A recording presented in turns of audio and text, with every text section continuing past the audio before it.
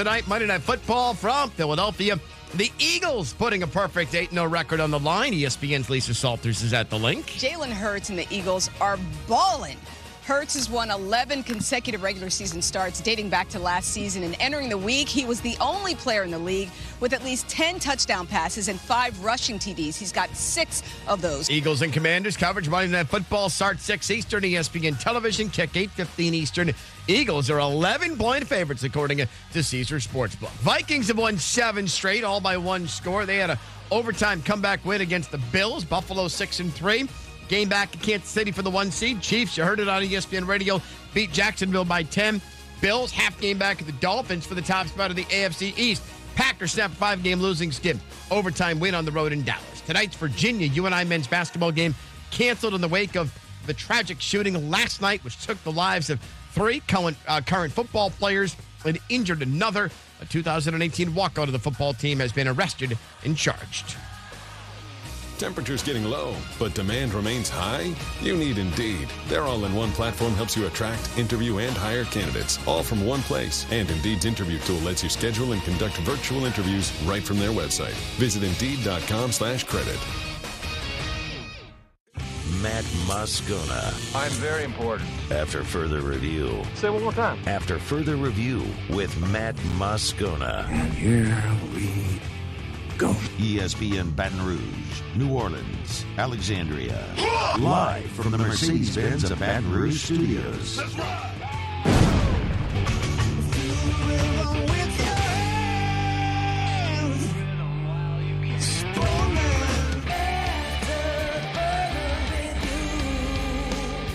And off we go. Welcome aboard. Glad you're with us. AFR presented by Relief Windows. I'm Matt. Love you, Matt. Paul O'Neill. They're chanting Paul O'Neill's name. Musu. And Mr. Toby Tomplay.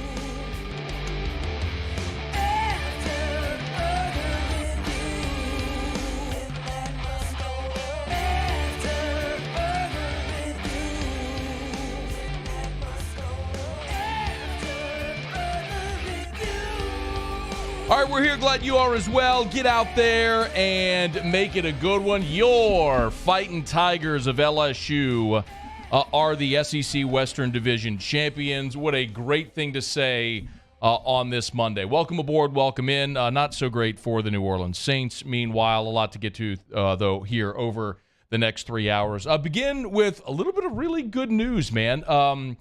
We have been searching high and low and been promising this for some time, and we can now say that it is official. As I look up on the monitor here in studio, via our news partners at WBRZ Television, you can now watch AFR every day. We have an over-the-air and cable option. Again, WBTR in Baton Rouge. If you're on Cox Cable, that's channel 19. If you're on Rev, that's channel 144. And if you're over the air, you can catch it on an antenna on channel 36.1.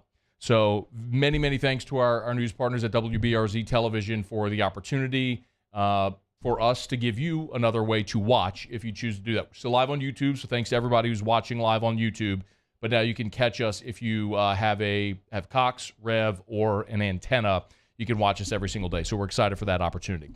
Welcome in here on this Monday. A lot to get to. Cole Cubelic next hour. And we will talk to WBRZ Sports Director Michael Cauble in hour number 3. Let's start with LSU. So, the Tigers go to Arkansas and pull it off 13-10. And I would say the sure sign of a good team is when you find a way to win even when you don't play your best. And it is obvious to say that LSU did not play their best on Saturday in Northwest Arkansas. And in September, LSU was not a good football team. They played very badly in that opener against Florida State. All the special teams miscues, the blocked PAT, the muffed punts, the false starts, the errant snaps, the busted coverages. LSU was a bad team in September, and they lost to Florida State because of it. LSU played badly on Saturday but found a way to win because they've learned how to win. And that is a massive difference in what this team was and what they are, and that is a great illustration of what a well-coached team should do, which is improve over the course of the year. That's what LSU has done. They beat Arkansas, and with a little help, Ole Miss losing on Saturday, LSU is the SEC Western Division champion, and in year one under Brian Kelly is going to the SEC championship game. Let's talk a little bit about the game Saturday first.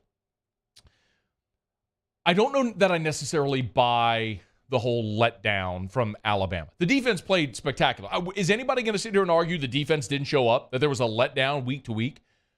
I don't think that was the case at all. And I also don't think the weather or the kickoff time or any of that mattered. I know it snowed on Friday night, but they cleared the field. It was sunny and beautiful and 40 degrees at kickoff. And sure, that's chilly, but once you start moving around, the weather doesn't affect. So I don't believe that had anything to do with anything on Saturday.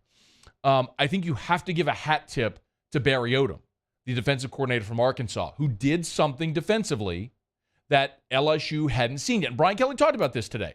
They had seen LSU's seen a lot of three-man fronts. A lot of teams have tried to do this against LSU, where they'll rush 3 or 4 and try to play coverage on the back end and contain Jaden Daniels. The problem is nobody's been able to contain Jaden Daniels. The guy's been incredible at eluding the rush and making plays with his feet, but he couldn't do it on Saturday, and he was sacked 6 times in the ball game, or 7 times in the ball game, and Jaden ended up for the game running for 10 yards net, because college football's stupid and they count sack yardage as the rushing total. But even if you take the sack yardage away, he rushed 12 times for 50 yards, which isn't what we've come to expect from Jaden Daniels. But Brian Kelly on Monday talked about what Barry Odom and Arkansas did specifically.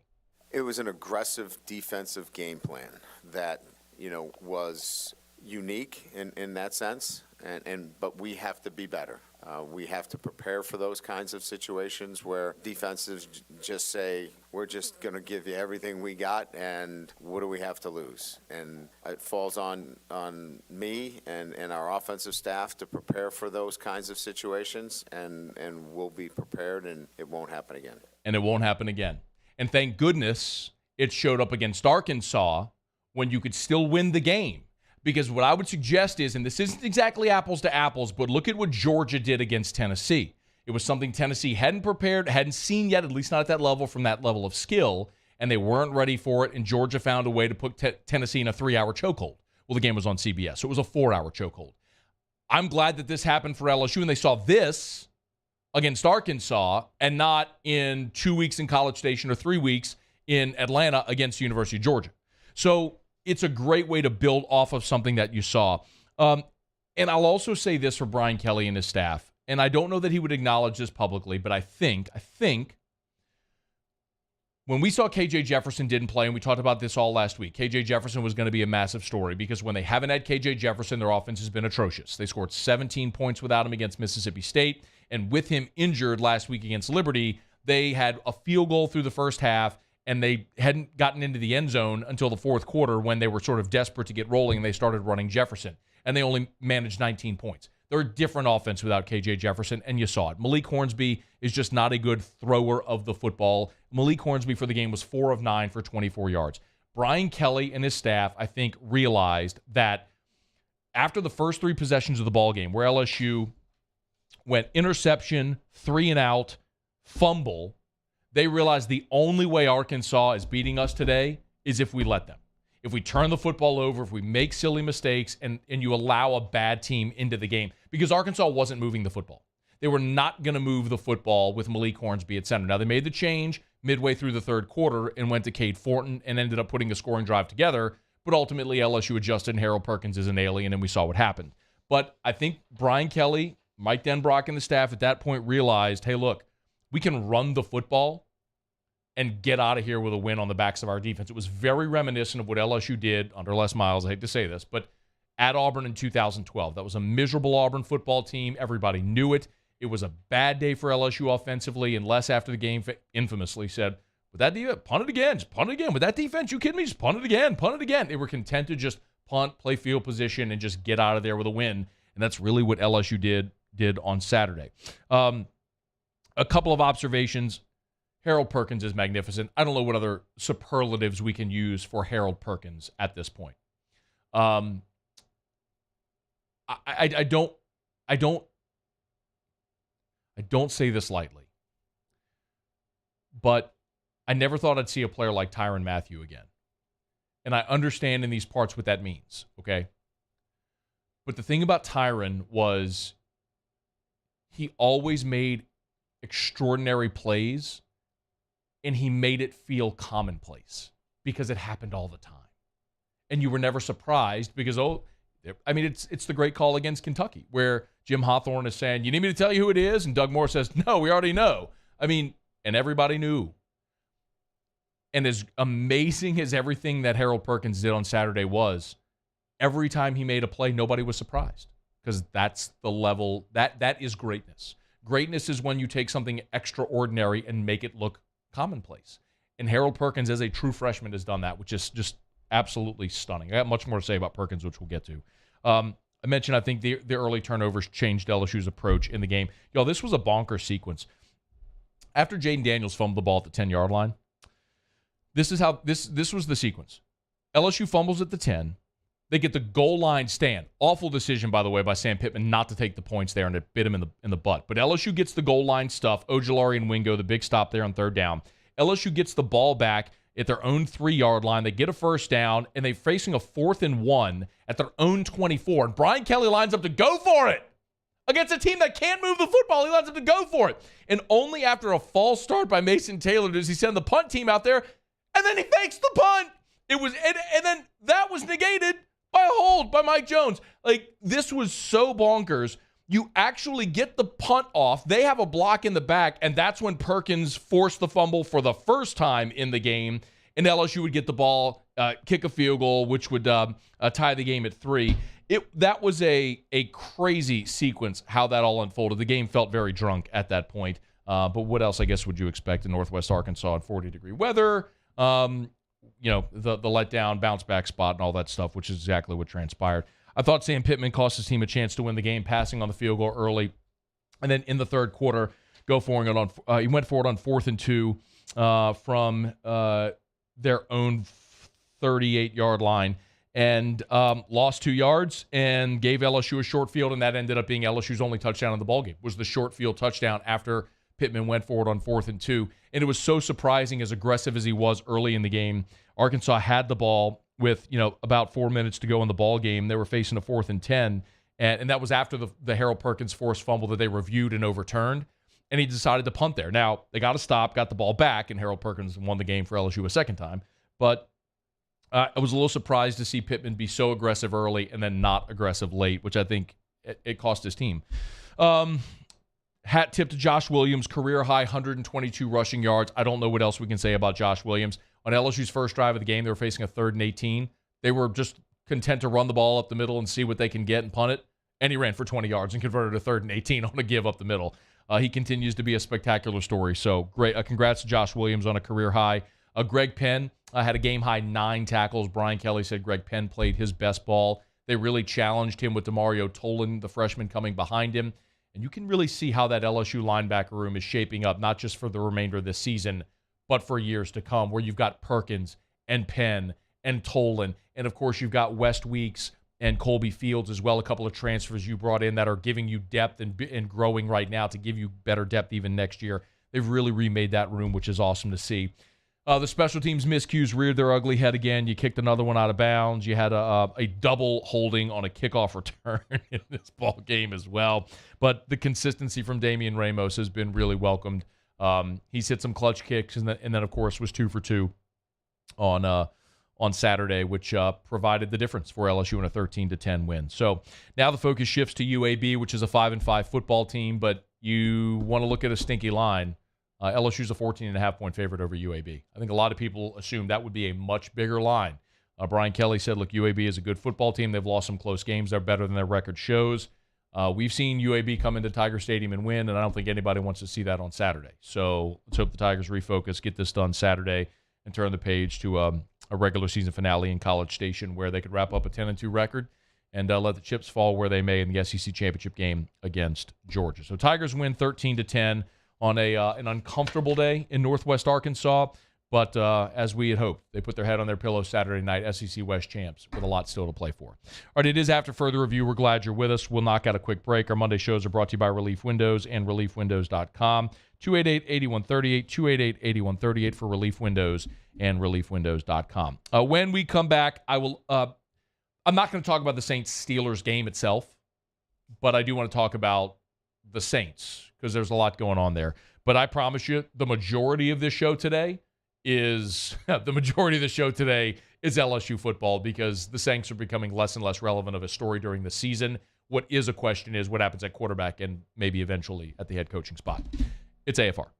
AFR. Brought to you by Pluckers, Nicholson, Bluebonnet, dine-in, carry-out, or delivery. 28 flavors of award-winning jumbo chicken wings, ice-cold draft beer, full-service bar, sports on TV, and every Monday, all-you-can-eat wings. So tonight, what a night, man.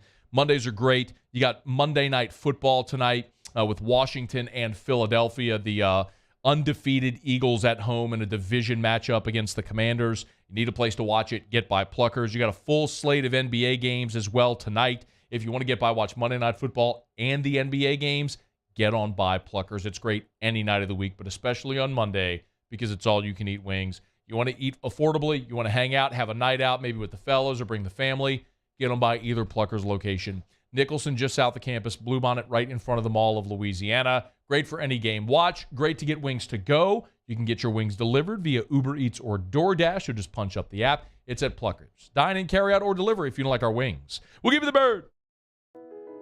I've been doing business with Luba for 25 years. They're dependable, trustworthy. It's just the attention to detail with our clients. Our folks have years and years of experience.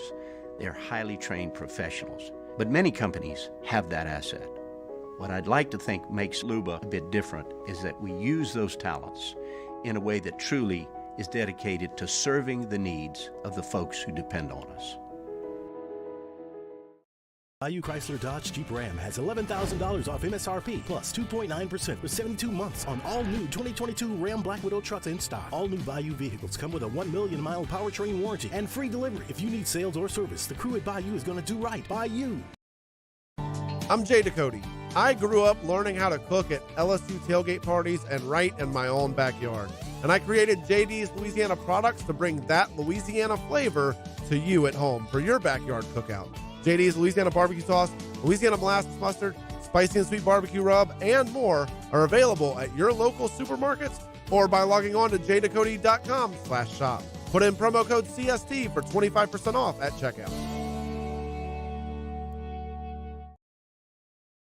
Louisiana. It's a place defined by culture, by pride, by passion, by people who do more than love this place. They celebrate it, elevate it, champion it. They are the individuals who embody what makes Louisiana great. The companies that make Louisiana a better place to work and live. The nonprofits leading transformational change in our communities. Champions of Louisiana are all around us, and LWCC is proud to celebrate them because we've always been Louisiana loyal, supporting the workers, the innovators, the change agents of this great place we call home. Who are the champions around you? Together, we can share their stories. Together, we can help our home state thrive. Together, we are Louisiana loyal. Always.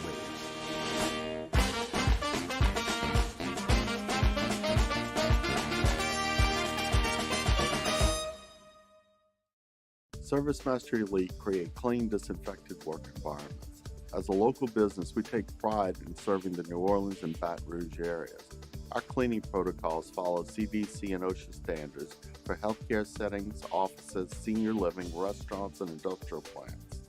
Contact ServiceMaster Elite to get your operation ready for reopening with germ disinfection cleaning. ServiceMaster Elite, the trusted choice in professional cleaning since 1996. There's nothing better than tailgating, but it can be a lot of work.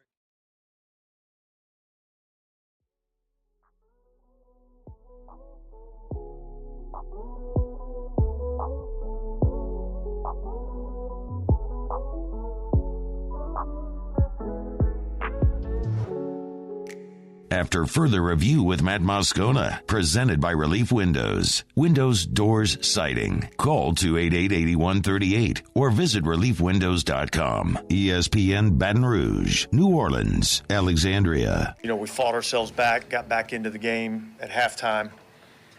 Felt like we were in a good position. And we really just didn't do anything in the second half, so we have to be better. Many thanks to Pat Huseman, Michael Cauble. A lot of you sending pictures of us watching us here on WBTR in Baton Rouge. Again, Cable 19 on Cox, and it is Rev, channel 144. My apologies. I'll commit it to memory soon enough. We're now on cable and over the air as well. If you have an antenna, channel 36.1. Excited to announce that partnership today with our news partners over at WBRZ. Something that's been in the works for a while. We had a great long run on Cox Sports television.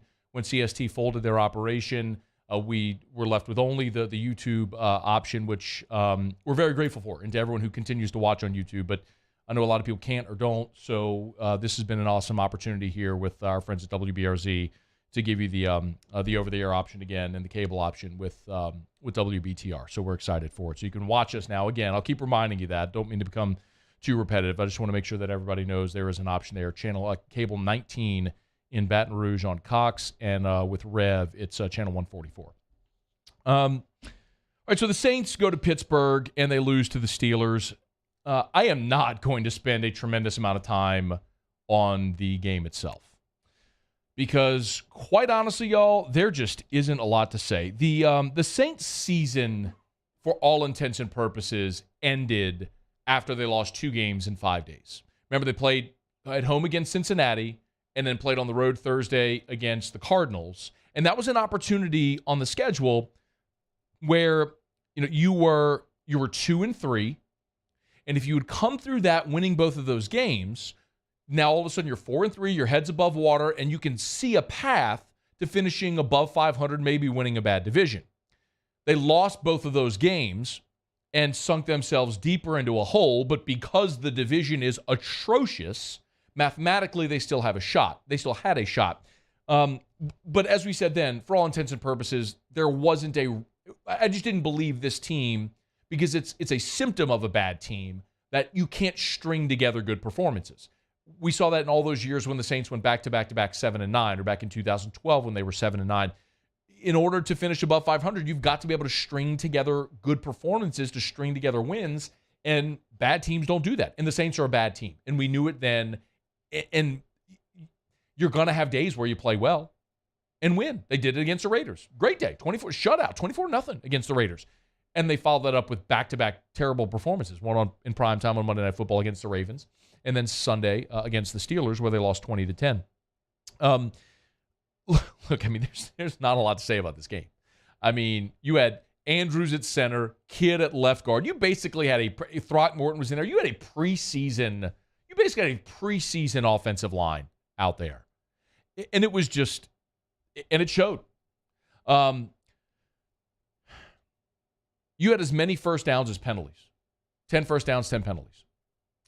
They out first downed you 28-10. 28-10. They almost doubled you up on total plays. They ran 79 plays. You ran 45 offensive snaps in the ballgame. Saints were just 3 out of 12 on third down. 3 of 12 on third down.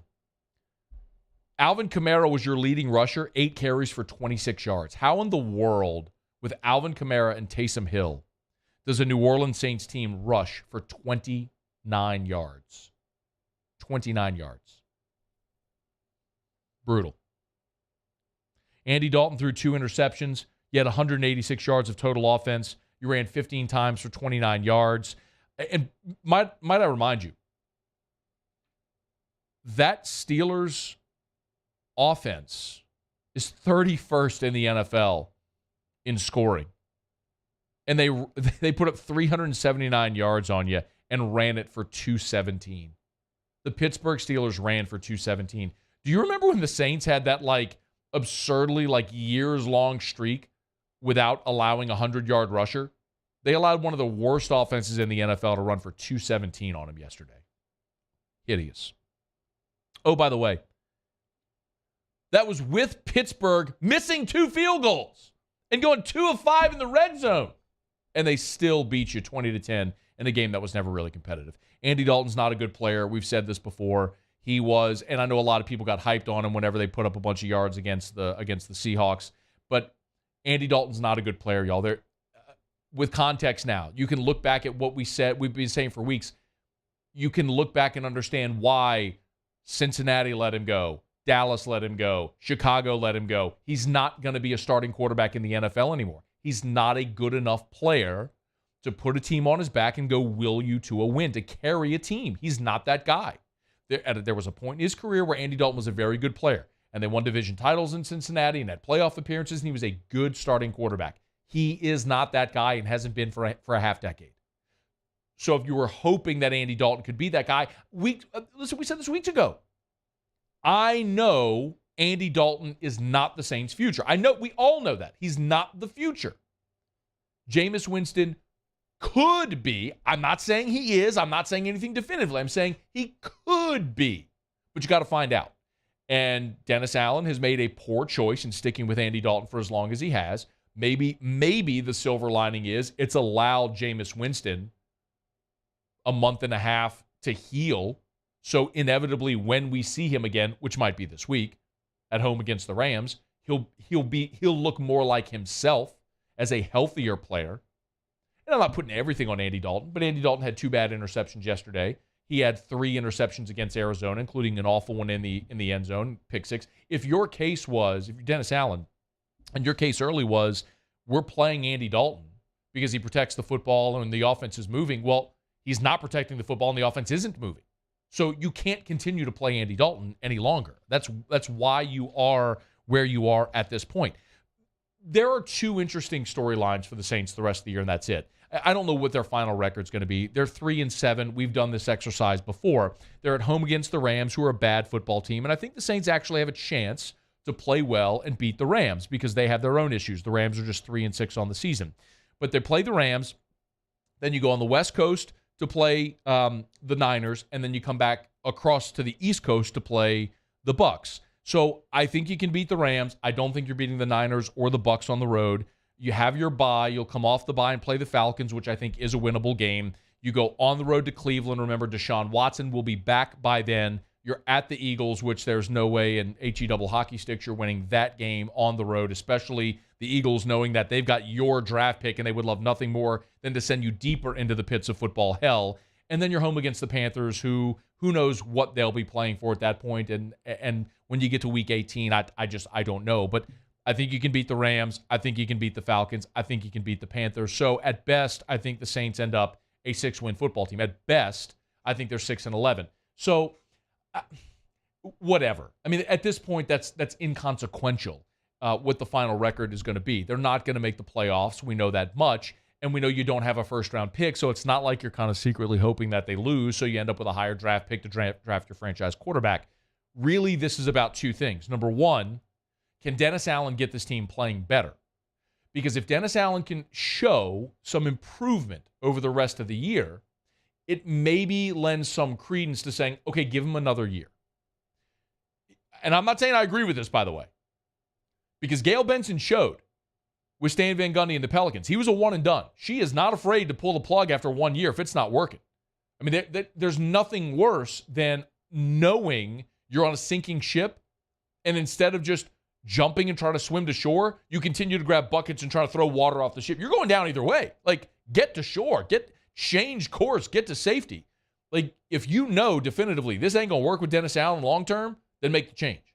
But if over the next 7 weeks he shows improvement, then you could make the argument, hey, look, there was a transition from coordinator to head coach.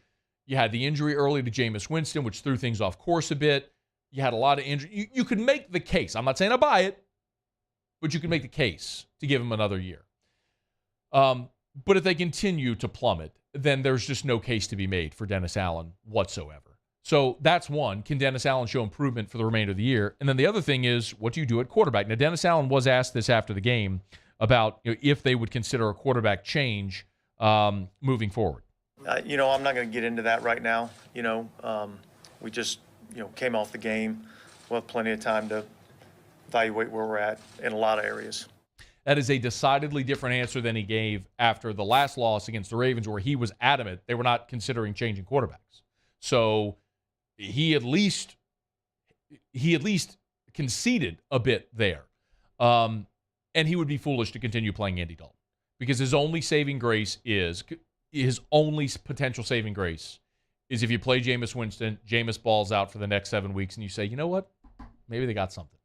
I'm not saying I'm predicting that'll happen, but what I know is if you keep playing Andy Dalton, it's your worst case scenario the rest of the way. So, Saints lose. There is whatever glimmering hope you had potentially of a backdoor playoff run is now dead because Tampa's win in Germany means they go to 5-5. Saints fall to 3-7. So the rest of the season, you'd have to be at least 2 games better than the Bucs and hope the tiebreaker falls your way. So the Saints would have to go like 5-2, and the Bucs would have to go 3-4, and you'd have to hope that of your 5 wins, it's against the Bucs, the Falcons, and the Panthers, and you end up with a better division record than Tampa. So that's over. Okay, that dream is dead. They're not going to the playoffs. I think we all knew that after the loss to Arizona. But now it's really, really dead. Now the rest of the season is about, does Dennis Allen keep his job? And what if anything, do we find about Jameis Winston's future? That's all the season's about the remainder of the way. All right, it's after further review.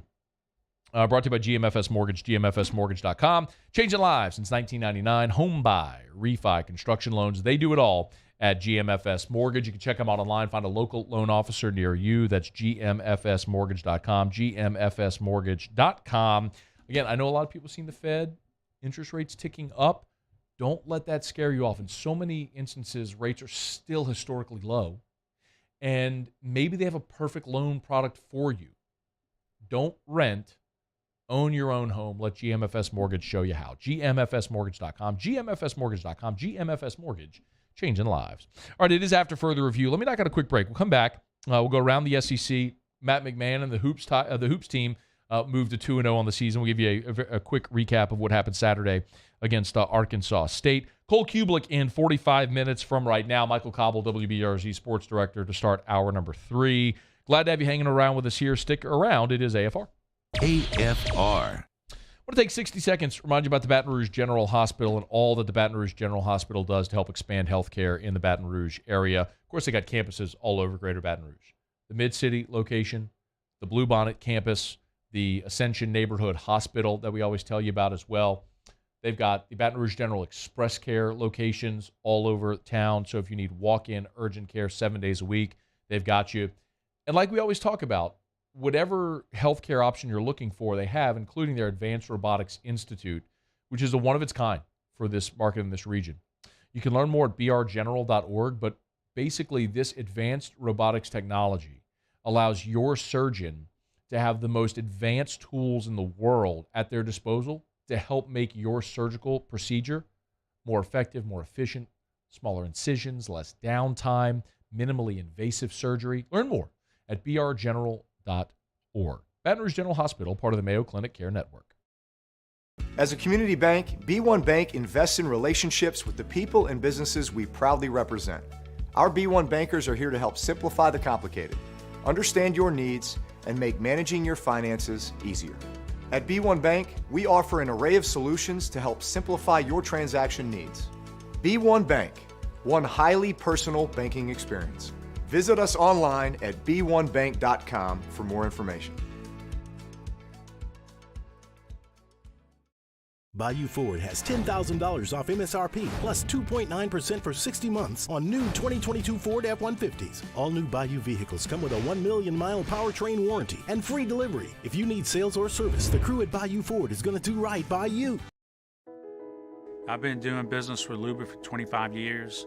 They're dependable, trustworthy. It's just the attention to detail with our clients. Our folks have years and years of experience. They're highly trained professionals, but many companies have that asset. What I'd like to think makes Luba a bit different is that we use those talents in a way that truly is dedicated to serving the needs of the folks who depend on us. Oh, hey, what's up? It's Big D and Bubba, 100.7 The Tiger Morning Show. We'd love for you to join us every weekday, 4 a.m. till 9 a.m. Yeah, everything you want in a show. Country music. We got laughs. We got celebrity in-studio guests. We just need you. Join us every weekday morning, 4 a.m. to 9 a.m., right where it all started. That's right. Louisiana's country station, 100.7 The Tiger. Gulf Coast Office Products is a nationally recognized Savin office equipment dealer based right here in Louisiana. Over 100 employees strong, Gulf Coast has the boots on the ground to support all vertical markets, from education, engineering, legal, and finance. With the latest in office technology, from desktop to production segment units, Gulf Coast and Savin have the perfect fit for you. Call 225-756-2644. That's 756-2644 for Gulf Coast Office Products. Want more customers? Running Boards Marketing can help you get their attention. Imagine your brand's message on a giant LED billboard truck that can't be skipped and is nearly impossible to ignore. Running Boards Marketing is the leader in effective and affordable advertising on digital mobile billboards, which are 2 times more effective than traditional billboards. With a 97% recall rate, you'll leave a lasting impression with your customers. Visit us online at runningboardsmarketing.com so we can drive your message to where the people are. All right, let's say ah. Where'd my spotlight go? Super weird, but we can take care of it.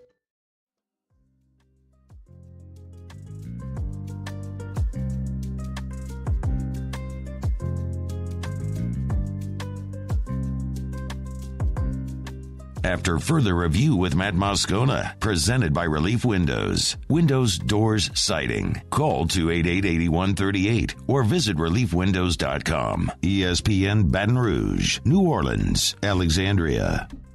All right, rolling along here on a Monday edition of AFR presented by Relief Windows. We are glad to have you with us. Matt McMahon and the Tigers moved to 2-0 on this season. They beat Arkansas State 61-52. Adam Miller led the way for the Tigers, which is great to see, man. Out the gate, another great performance by Adam Miller. This time, 26 points. He was also 4 of 4 from the three-point line for the Tigers. Listen, I think we talked about it last week. Matt McMahon did a very smart thing the way he loaded up this schedule to begin the season. They scheduled a lot of very winnable games, to say it bluntly. It allows this team the opportunity to learn, to gel, for the coaches to know who plays well together and plays well off each other, while also allowing this team to have some success by beating teams that they are certainly better than. And that was the case again on Saturday against Arkansas State. Here was Matt McMahon after the win.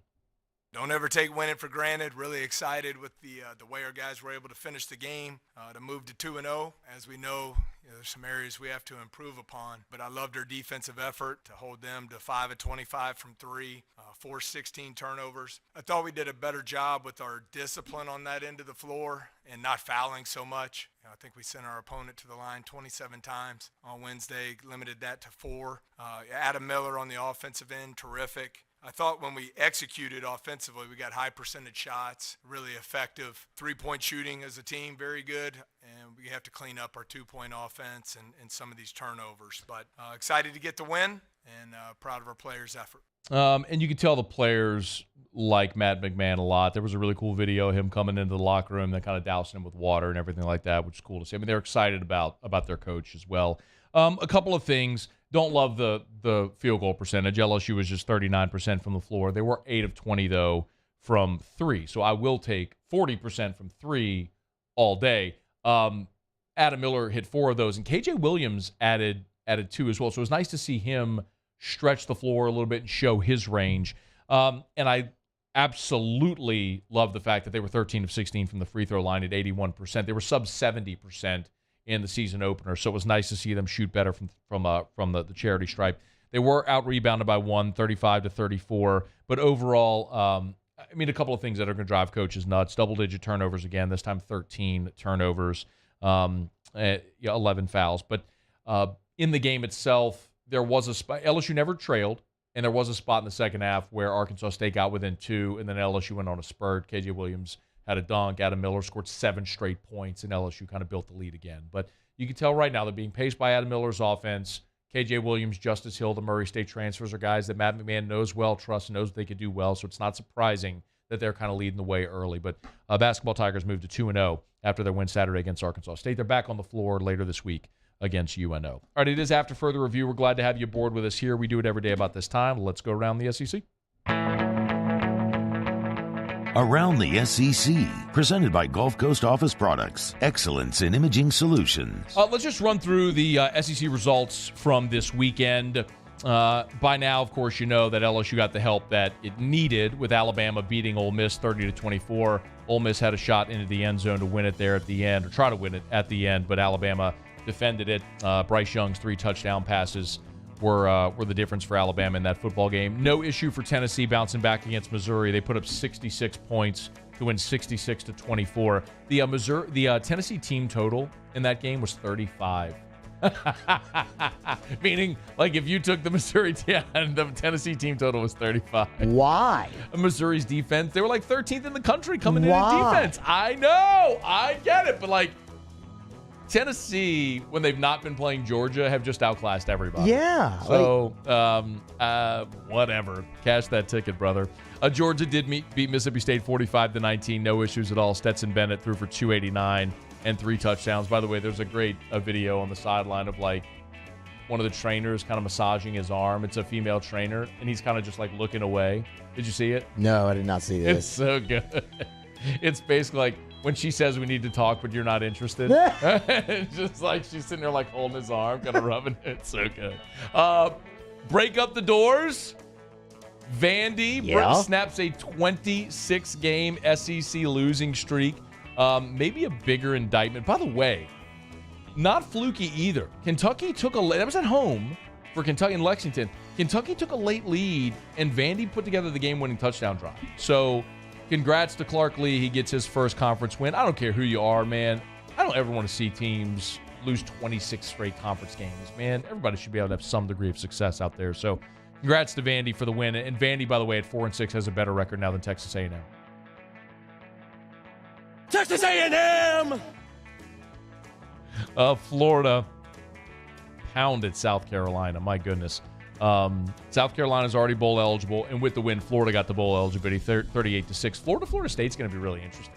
That will be a great measuring stick for those two programs who have had their struggles, their peaks and valleys this year. But Florida State in the final weekend is going to be interesting. And then, as we saw, what a scene at Jordan-Hare with Auburn beating Texas A&M 13-10 in that game.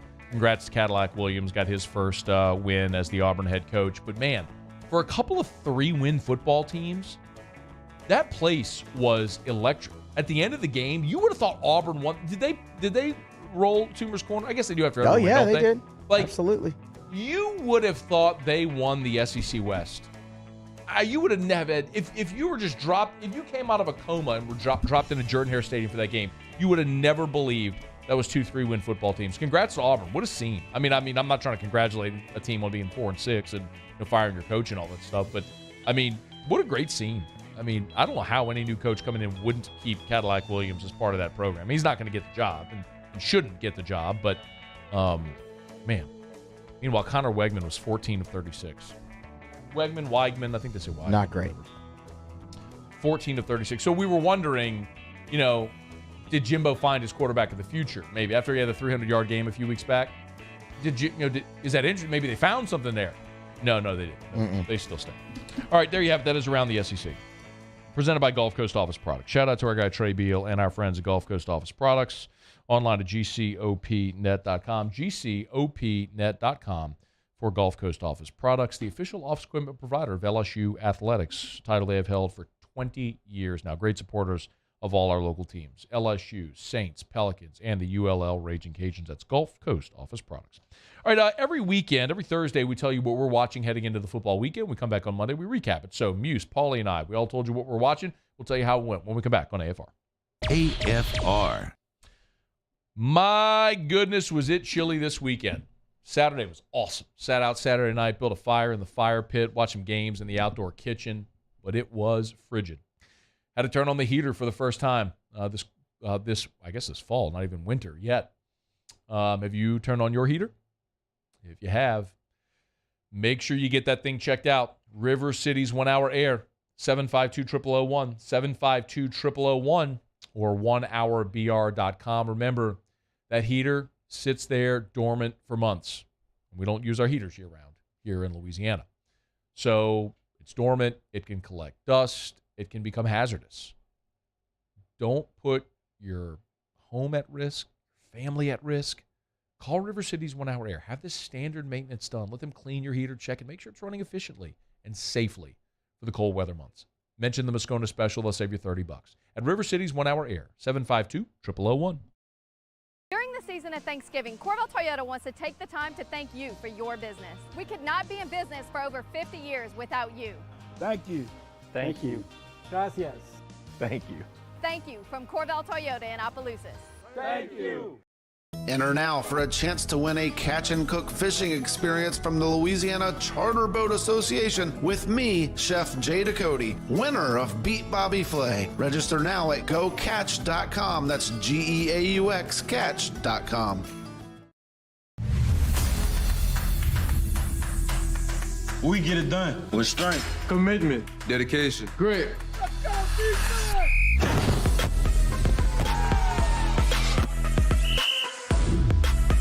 We get it done with passion for our fans and love for our community. We are the Tigers. Get it done. Let the values of the purple and gold be in your starting lineup this season. And as always, get it done. There it is, the extra mile, on the border of expected and extraordinary for those willing to go further, like vans customized for work or play, with safety and tech to keep you connected. Supported by a 5-star sales, service, and finance team. And backed by the 1-star you know. So go the extra mile.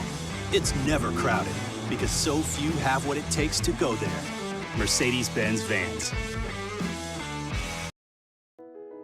I've been doing business with Luba for 25 years.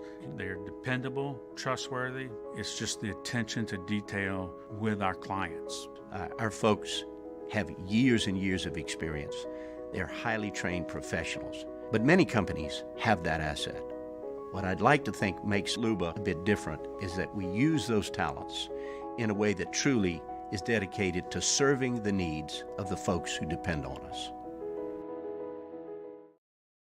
It's no secret, the best oysters in Baton Rouge are at Jolie Pearl Oyster Bar. Enjoy mouth-watering South Louisiana flavor and oysters from all over the country. And don't forget our nightly drink specials.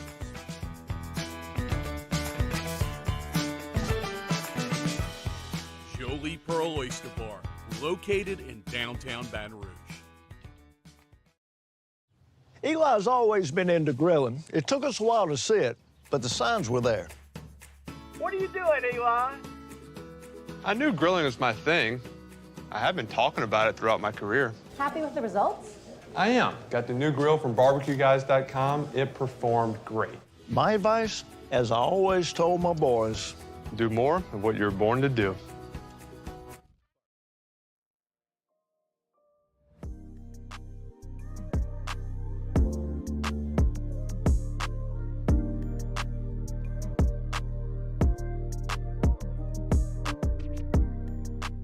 After further review with Matt Moscona, presented by Relief Windows. Windows, doors, siding. Call 288-8138 or visit reliefwindows.com. ESPN Baton Rouge, New Orleans, Alexandria. All right, wrapping up hour number one. Glad to have you aboard with us here. Cole Cubelic in about 25 minutes. He was there at Jordan-Hare Stadium for the SEC Network night game with Texas A&M and Auburn. So I do want Cole's thoughts on that. I mean, Cole interviewed Cadillac Williams on the field after the win. It was pretty emotional. By the way, did you see it? I did. Not live. I saw it on Twitter the next day. Did Cadillac Williams curse? He either said, "Look, man," or yeah. man. I thought he said look. But it Here's sounded. The thing. And I'm not going to play it. In the event that he did curse, I don't want to play a curse word on air. In the same interview, just seconds prior, he says look. And there's a big difference in the vowel sounds between L and and are very discernible. You know what I mean? Yeah, no, I got And the first one he says look, man. And then later says, I mean, look, honestly, I hope he cursed. Me too. I thought because it was awesome. I love that. It was awesome. But I don't know. Like when Marshawn Lynch did it. Exactly. Doing a sideline Which time? Recently at the Cal game. At the Cal game recently. Yes, that's actually noted. Very, very good catch there. Could be many of those opportunities. But let's just say anytime. All-encompassing anytime. All right, what did we learn? Let's go. We watched. Now let's review. All right, Muse, hit it. All right, so I was watching Vikings-Bills, as I'm sure many were. But we started out kind of wanting to keep an eye on that because of the line movement. Would Josh Allen play? Would he not? Well, he did, and then we ended up getting the game of the year so far in the NFL. The sequence at the end of the game, at the goal line, just the goal line stand from Buffalo, and then wouldn't you know they fumbled the ball, they fumbled the snap. Did you see they had 12 men on the field? They did. I saw that. Bills had 12 men on the field. The catch by Justin Jefferson. Are you kidding me? Oh, he just stole it from a man with one hand. Just an insane football game. Also, Gabe Davis in overtime, that was an incomplete pass, and they did not review that. I had Buffalo minus 6.5. When you saw Allen was playing, you went and you jumped it? No, or? I already had it. Oh, but okay. At 27-10, yeah, I felt right. Good.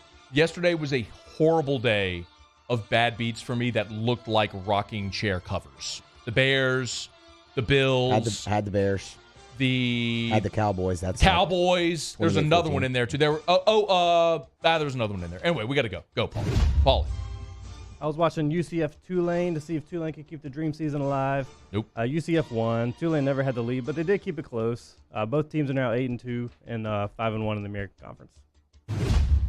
I couldn't believe that neither of you schlup said Bama and Ole Miss. It was the only thing worth watching aside from LSU because it was going to determine LSU's stead in the SEC championship game. And as we all know, we were not so much cheering for Alabama as we were against Ole Miss. Right. And LSU got the help that it needed.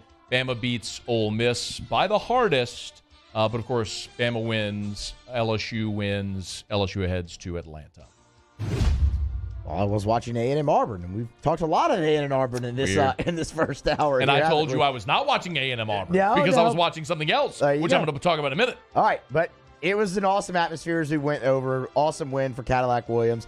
A&M, first team since 2010 to be preseason top 6 and miss a bowl game. Wait, since when? Since 2010. What team was it?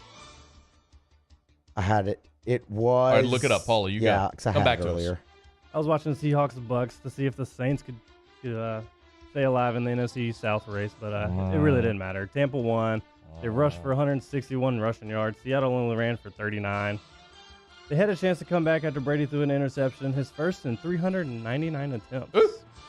But so now the Bucks won. They lead the NFC South at 5-5. The Texas Longhorns in 2010 were number 5 preseason. Did not make a bowl game. Wow. I told you I was not watching Texas A&M Auburn because I was watching Oregon Washington and Texas TCU. And my goodness, told y'all be on the lookout for Michael Penix. They were a 2-touchdown underdog, but here came the Huskies barking up an Autzen, and Washington upsets Oregon, which was massive for LSU's potential playoff hopes. More likely now that you see a 2-loss Pac-12 champion, which would eliminate the Pac-12 from the playoff. Huge, huge benefit to LSU with Oregon losing.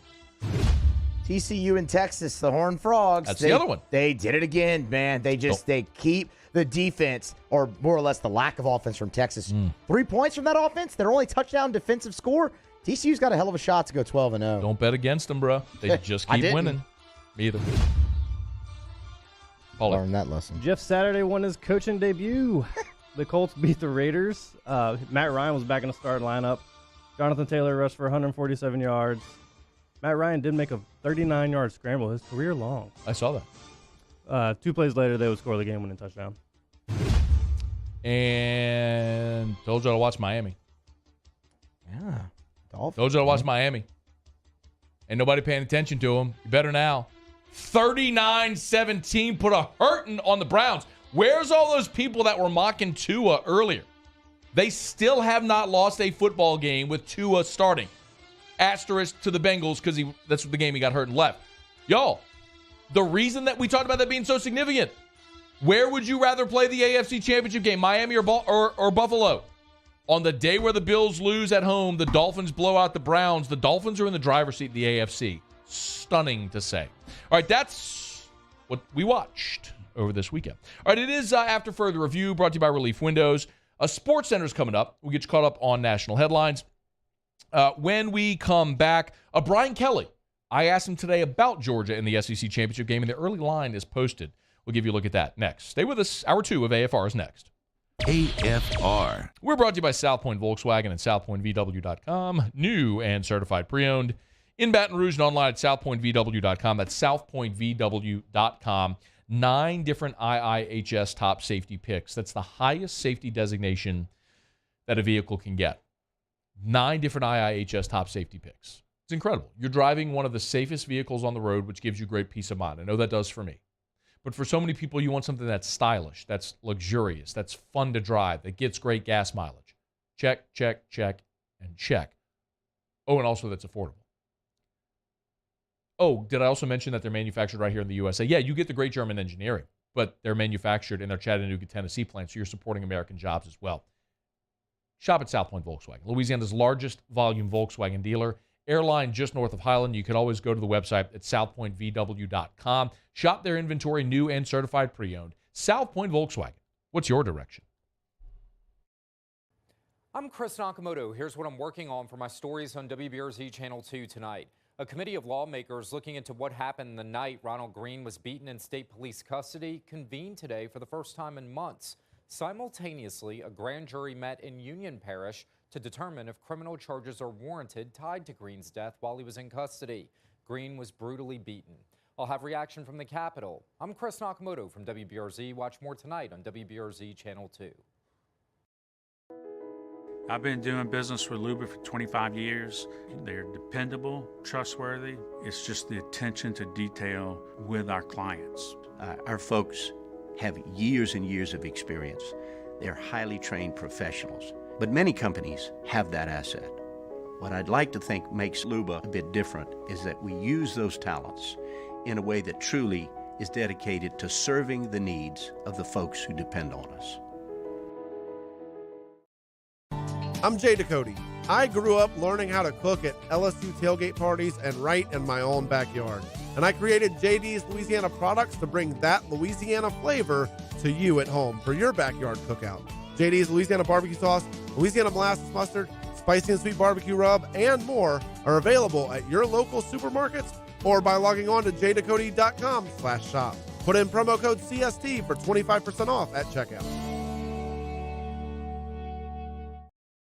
Louisiana. It's a place defined by culture, by pride, by passion, by people who do more than love this place. They celebrate it, elevate it, champion it. They are the individuals who embody what makes Louisiana great. The companies that make Louisiana a better place to work and live. The nonprofits leading transformational change in our communities. Champions of Louisiana are all around us, and LWCC is proud to celebrate them because we've always been Louisiana loyal, supporting the workers, the innovators, the change agents of this great place we call home. Who are the champions around you? Together, we can share their stories. Together, we can help our home state thrive. Together, we are Louisiana loyal. Always.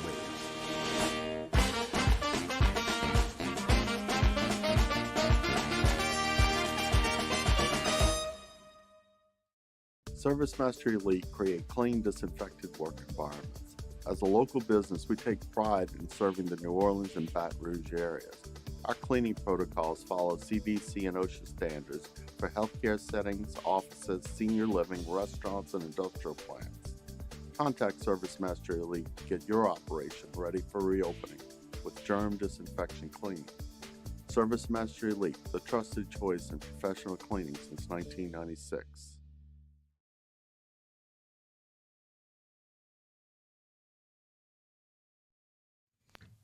This is Sports. I'm Kevin Winter. Monday Night Football is going to close out week number 10 in the National Football League of the NFL season. The Eagles putting their perfect 8-0 record on the line against the 4-5 Washington Commanders. Former Washington football coach Jay Gruden, a guest earlier today on Canty and Carlin, on what makes Philadelphia so good and tough. The way the Eagles are playing on both sides of the football is exciting to me. They're physical up front on offense. They're physical up front on defense. And that's where I believe the games are won, especially late in the year and in the playoffs, is in the trenches. Physicality, running the football, stopping the run, rushing the passer, protecting your quarterback, and that's what the Eagles can do. And they have big play ability with A.J. Brown and obviously Jalen Hurts. Eagles and the Commanders coverage underway an hour from now. ESPN television. They'll kick 8:15 Eastern Time. Caesars Sportsbook has Philly as an 11-point favorite. The University of Virginia campus is in mourning today. 3 members of the football team shot and killed last night on campus by a former walk-on player who was a freshman running back in 2018 but never played. 2 other students were injured, including another football player. The shooter has been arrested and charged with 3 counts of second-degree murder. Tonight's hoops game has been canceled against UNI. Brought to you by Capital One Auto Navigator, where you can find a car, get pre-qualified instantly, and see your real monthly payment without impacting your credit score. Capital One, what's in your wallet? Terms and conditions apply. Find out more at CapitalOne.com/Auto Navigator. Matt Moscona. I'm very important. After further review. Say it one more time. After further review with Matt Moscona. And here we go. ESPN Baton Rouge, New Orleans, Alexandria. Live from the Mercedes-Benz of Baton Rouge studios. That's right.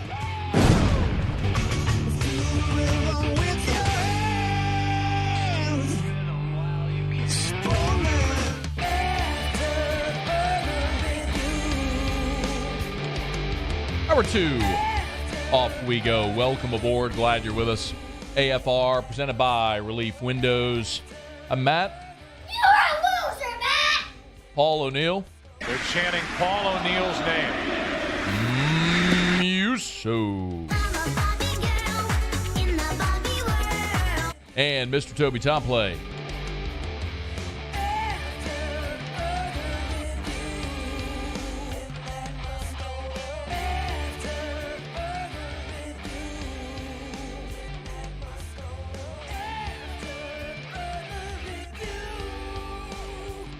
All right, we're here. Glad you are as well. Get out there and make it a good one. I'll talk to Cole Cubelic here in about 15 minutes from right now. WBRZ Sports Director Michael Cauble to start hour number 3.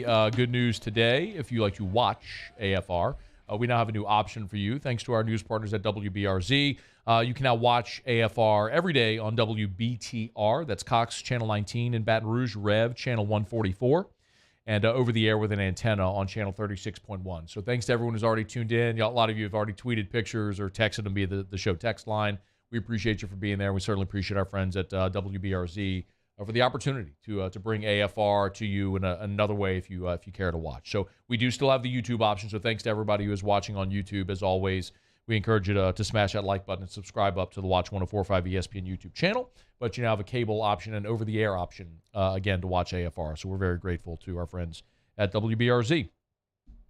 I will get to the SEC Championship game, an early look here in just a second. Brian Kelly did speak briefly about their plan for that, which we'll get to. I don't want to go any further without mentioning what happened in Virginia. I think everybody by now probably knows the story, or at least has heard that there was an incident. There were 3 Virginia football players killed by an ex-Virginia football player. It happened on a charter bus in a parking garage on the campus as students were returning from a trip to D.C. And 2 other players were shot and injured. And the story does hit very close to home for us, as one of the players that was shot and injured was Mike Hollins. That name probably sounds familiar to a lot of you. Mike Hollins prepped at University High there at the lab school. He was a phenomenal running back who was recruited in the process by LSU, decided to go to the University of Virginia. And his father, Mike Hollins Sr., told the Washington Post that his son is in stable condition after being shot in the back. Hollins Sr. said, quote, "The doctor said he's going to recover. They said because of his age and his physical condition, he's doing exceptionally well." Which that in and of itself is the fantastic news. The news is obviously tragic for three other families. A junior receiver, Lavelle Davis, junior receiver, Devin Chandler, and junior defensive end, Deshaun Perry, are the three players that were shot and killed on a late Sunday night. So I don't know that there's anything that I can say other than the very obvious condolences to all those impacted, and thankful for Mike Hollins. A lot of people listening right now in this community either know Mike Hollins, know that family, know the U High football program, watched him play as a phenomenal prep athlete, a part of some amazing teams there at U High.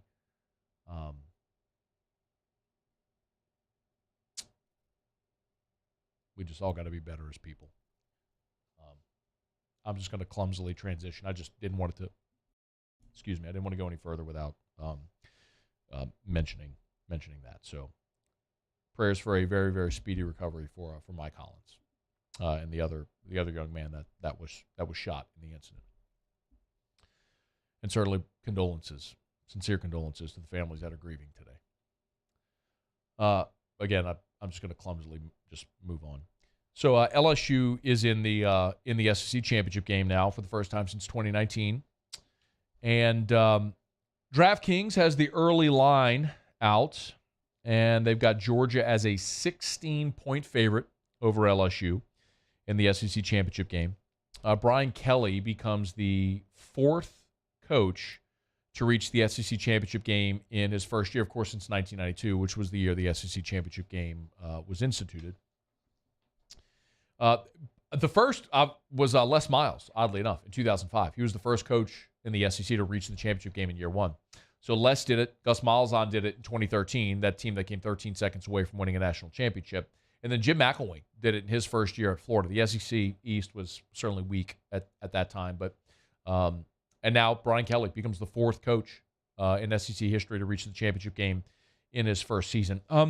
So I was curious, mostly because I was asked this question in an interview I did today on a show out of the state of Alabama, and they kind of asked me, the hosts asked me if LSU was going to get some early prep in for Georgia, and my assumption was that LSU can't look ahead in any way. Like, LSU isn't a team right now that is good enough to just roll their helmets out there and win.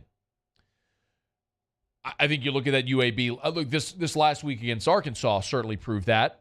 Showed again how difficult it is to go on the road and win in this conference. And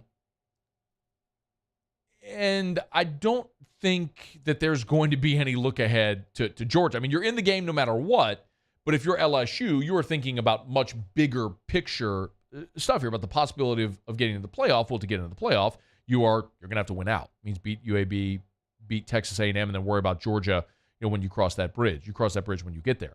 But I did ask Brian Kelly today at his Monday press conference if he or any of his staff members might be looking ahead to Georgia. Here's what he said. No, I mean, I think we'll have plenty of time, to get information on Georgia. And we're pretty much aware of, Georgia and who they are and what they're about. So, our focus will be on UAB and A&M because they matter. Those games, for us, in terms of where we are and the development of our program, these singular games are so important to us. Look, I get the SEC championship game is what it is, right? It gets you one step. But as we're climbing this ladder for us in terms of the development of our program, these games are so pivotal for us in terms of our development. It's crazy to be able to think of anything else but these individual games. I don't think that's coach speak. I really don't. Look at how much better LSU has gotten from September to now. Look at the development week to week as this coaching staff has learned more about their players. Look at the role, y'all, for perspective. when LSU played Tennessee, Harold Perkins, who has won 3 consecutive SEC honors, Freshman of the Week and 2-time SEC Defensive Player of the Week, against Tennessee, Harold Perkins played 8 snaps. You don't think every single opportunity to see these guys play more benefits this coaching staff? Brian Thomas, we learned, was in the concussion protocol, didn't play this past Saturday. Gave other guys opportunities to get out there and run.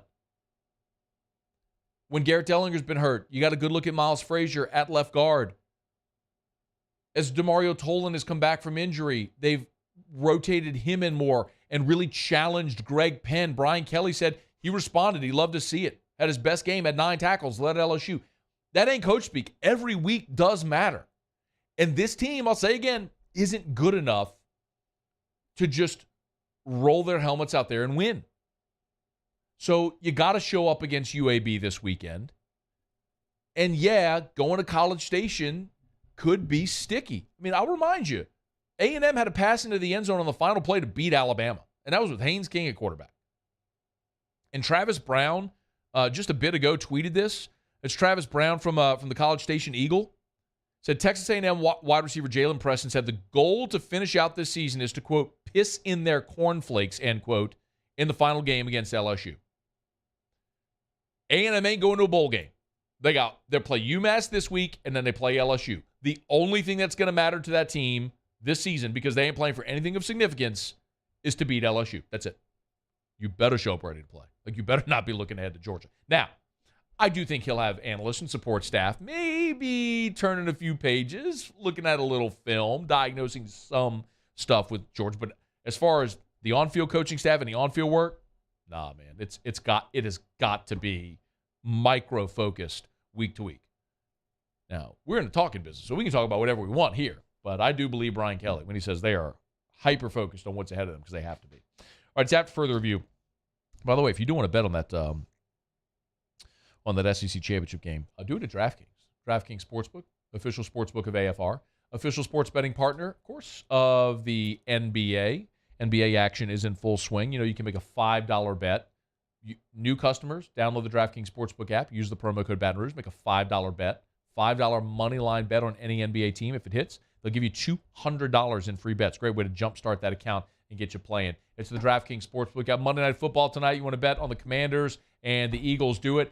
Otter Locks coming up later tonight on the show to wrap. So if you want a little professional advice on what where to lay your money tonight, you can certainly get that later in this show. And always we encourage you to use the DraftKings Sportsbook. Stepped up same-game parlays are there as well. Just download the DraftKings Sportsbook app and have some fun. And be sure to use the promo code Baton Rouge. 21 and older, physically present in Louisiana. Select parishes only. Bonus issued as free bets. 1 boost per eligible game. Opt-in required. Parlay and wagering restrictions apply. Eligibility and terms at DraftKings.com/football terms. Licensee partner Golden Nugget Lake Charles. Gambling problem. Call 1-877-7-0-STOP. All right, so Brian Kelly alluded to what was the challenge for LSU offensively. How, man, Arkansas was so hyper-aggressive with their front. We'll talk to Cole Cubelic of the SEC Network, former center as well, about that when we come back. And he was there, boots on the ground in Auburn, Alabama. What a scene it was with Auburn, Texas A&M. Want to get Cole's thoughts on that. Maybe an early look to the SEC Championship game as well. Glad to have you hanging out with us here on a Monday edition of AFR, presented by Relief Windows.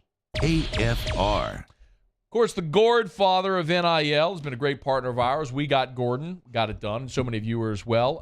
Another one of the partners there with Gordon McKernan Injury Attorneys is Tiger linebacker Harold Perkins. Not a bad day to be affiliated with Harold Perkins, the Walter Camp National Defensive Player of the Week.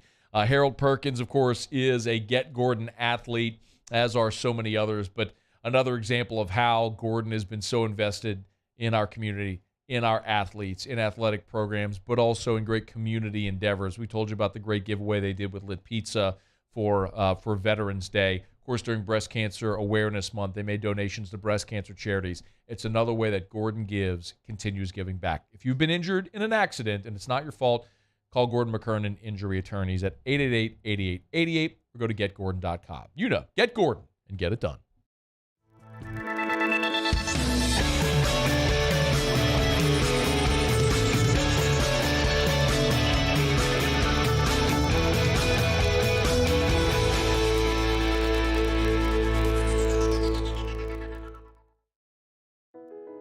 I've been doing business with Luba for 25 years.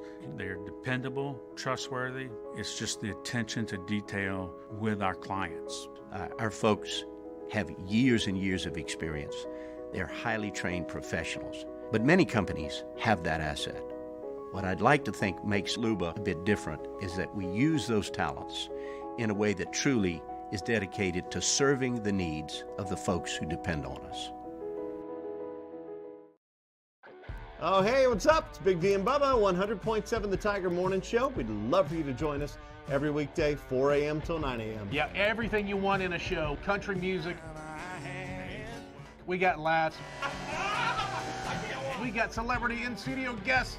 We just need you. Join us every weekday morning, 4 a.m. to 9 a.m., right where it all started. That's right. Louisiana's country station, 100.7 The Tiger.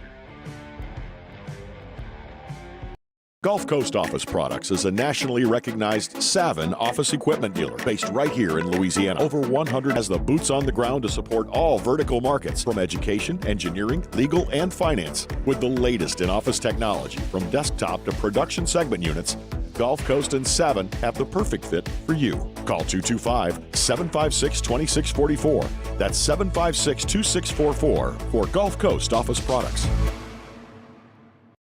Want more customers? Running Boards Marketing can help you get their attention. Imagine your brand's message on a giant LED billboard truck that can't be skipped and is nearly impossible to ignore. Running Boards Marketing is the leader in effective and affordable advertising on digital mobile billboards, which are 2 times more effective than traditional billboards. With a 97% recall rate, you'll leave a lasting impression with your customers. Visit us online at runningboardsmarketing.com so we can drive your message to where the people are. It's no secret. The best oysters in Baton Rouge are at Jolie Pearl Oyster Bar. Enjoy mouth-watering South Louisiana flavor and oysters from all over the country. And don't forget our nightly drink specials.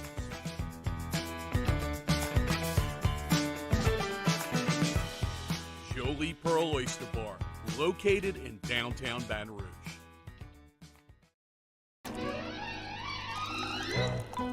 Le posso offrire un caffè? Le posso offrire un caffè? Andiamo insieme da me, non c'è.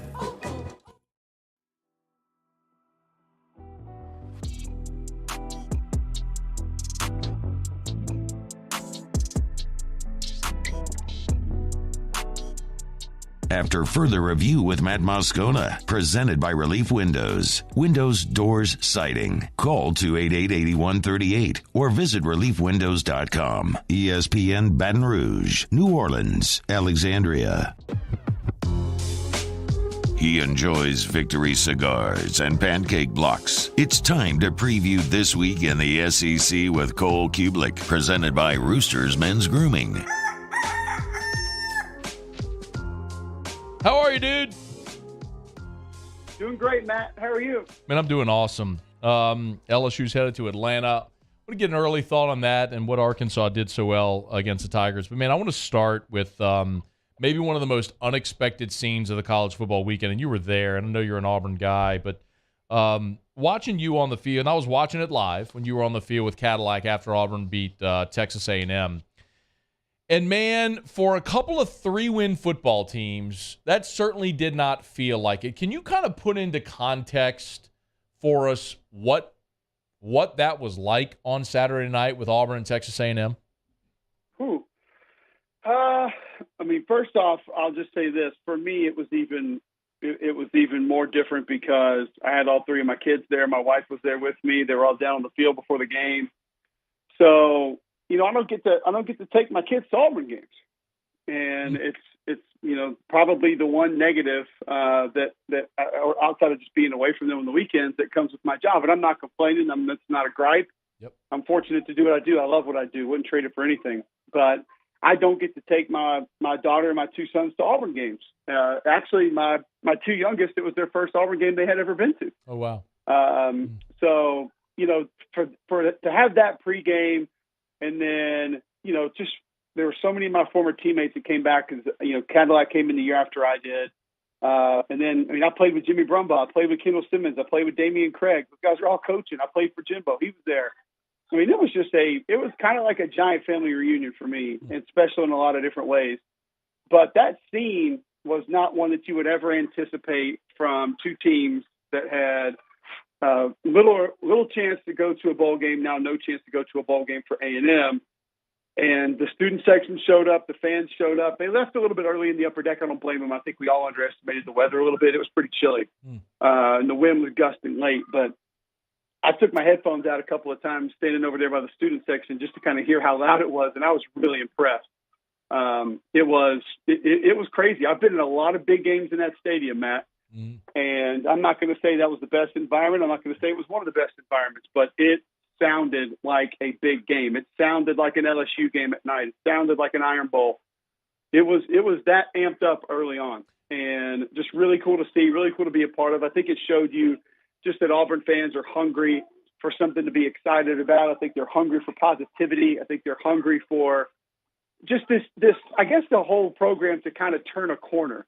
And if they can find a way to help that happen, and if this is what sort of begins to lead to that, then it's only going to make those Auburn fans that much more excited. I don't know that Cadillac has a shot at retaining the job permanently. You correct me if I'm wrong, but I would assume whoever is hired has to find a way to keep him, right? It would be number one on my list if I were a head coaching candidate to potentially take that job. Now, obviously, money, terms, all of that. But once you get through all that, I mean, I'm thinking I would almost go to the administration and say, hey, I'm not sure I want this job if Carnell's not going to stick around. Yeah. And I think what Carnell Williams has done for himself over the last couple of weeks could at worst sort of propel him to maybe be the next Joe Witt at Auburn. And if you don't know who Joe Witt is, he played linebacker at Auburn. He coached linebackers for Pat Dye, for Tommy Tuberville, for Gene Chizik, for Gus Malzahn. Then he goes to work in Tigers Unlimited and fundraising. Like, he could be that kind of figurehead at the university for the rest of his life. And I would think that's a pretty damn good trade-off if that was the worst-case scenario that came about this. His energy, the way he relates to players, the way the fans rally around him, there's just no way that I would not want him to be a part of that program. I know when coaching changes are made, guys are weird, guys get paranoid, guys have their certain, individuals that they want to come in for certain positions and whatever. But he is a human being that I would want in my building around my football players. Yeah. It's evident, man. It's evident. Look, I got no rooting interest one way or another with Auburn and A&M, but watching the end of, and I didn't watch a play of the game, but I flipped. It might have been halftime, Cole, of Oregon Washington. It was some sequence where I was able to flip over, and I saw that live, and I was like, oh my God, it's two 3-win football teams, and this place is erupting like they just won the West. I mean, it was a sight to behold, man. It wasn't just Auburn people. I think everybody took notice of that. That was really cool. He's on Twitter at Cole Cubelic. Okay, LSU really had trouble with that Arkansas front. Why? First off, it's a different front, and I thought Barry Odom did a good job of mixing and matching and moving those guys around. And they don't align themselves exactly the same way that a lot of the other defensive fronts you see in the SEC are going to. So I think it makes it a little bit more complicated. It makes it a little bit more difficult to deal with. And I'm not going to say that's the only thing. I thought they looked a little flat early. I thought maybe if they wanted to, they could have tried to attack that team downhill from the get-go. I feel like they got to that a little bit late, and it did start to work then. But I think it's a combination. I mean, listen, it was an early kickoff. The weather was cold. It's probably the coldest game that most of the guys have played in all year. So I just think there are a lot of things that kind of factored into it. It's not something that I view as a very long-term concern for that LSU group. Okay. And I want an early thought, Cole, because we are going to see LSU Georgia in the SEC championship game. It's odd that the game is set that early already, but look, everybody knows what Georgia is when they're locked in. They're awesome. Is there anywhere where you look at that and go, LSU actually matches up okay there? Yeah, I think up front defensively, LSU will be fine. I don't see in Georgia's offensive line. Listen, they're big, they're physical, and it's one of the things we talked about with Mississippi State and Georgia last week. That I told you, no, these people that thought Mississippi State that was going to be competitive, that they had the best tight end room in America, plus a big physical offensive line. They were going to pretty much have their way on the ground. And I think that when you look at what LSU's defensive line is and then how they can mix it and match it, and you throw in the Swiss Army knife, or I call him the Troy Polamalu of the LSU defense, Harold Perkins, that can just line up anywhere and do almost anything, I think that sort of changes the dynamic a little bit, because now, I mean, you've got some guys inside like 92 and 99 that can disrupt. It could be a problem that you're not just going to move off the football. You have defensive ends that can, one, get to the quarterback, and two, are athletic enough to read some things off the edge and squeeze down and still get back outside and make a play. And then obviously you have Perkins, who can line up in a lot of different spots and hurt you. And then I'll say, LSU's pretty athletic on the back end. I love the way their safeties play downhill, but this isn't so much of a matchup, I guess, advantage, disadvantage. But one thing that I have really noticed about Georgia the last couple of weeks, Matt, Stetson Bennett is playing very high-risk football a lot of the time. If you were to go down and really dissect his throws the last 3 games, there were easily 6 or 7 interceptions that were not taken advantage of by the opposition. So if he's going to continue playing that way, someone's going to get him. Because you can't keep running around and making throws into double coverage and having it bounce off guys' face masks, or having it bounce off their chest, or bounce right in front of them, and not think that at some point in time somebody's going to be able to take advantage of that. Somebody's going to make those interceptions count sooner or later, and you just wonder how many times he's going to do it and what position will Georgia be in when they happen. So those are a couple of areas too. And also I like the fact that there's a lot of parts of this LSU offense that can spread you out. I don't think there are a lot of teams in college football that could line up and just go blow for blow. All right, let's sit here and just trade, let's trade uppercuts and see how it turns out for us. There are not many teams that can do that with Georgia. But LSU can spread you out a little bit, and then you got to make a decision what your personnel is going to look like on defense, how you're going to play it, and then of course you have to contain quarterback run, which gives you an extra gap to defend. So they can force that defense to be a little bit different than they probably want to most downs. Cole Cubelic's with us every Monday, courtesy of Roosters Men's Grooming Center, roostersmgc.com. Getting toward the holidays, fellas, man, it's a great gift. If you don't know what to get for the hard-to-buy-for guy on your list, give him a gift card to Roosters, roostersmgc.com for Roosters Men's Grooming Center, roostersmgc.com. Oddly, Cole, sometimes when teams are bad, it's a more interesting story than good teams. Texas A&M just continues to be a fascinating story. They've lost 6 in a row for the first time in, 40 years? Or is it 50 years? Wasn't it like 1972, something like that? I think so. I mean, it's stunning. What you saw them up close and personal on Saturday. What in the world's wrong with that team, that program?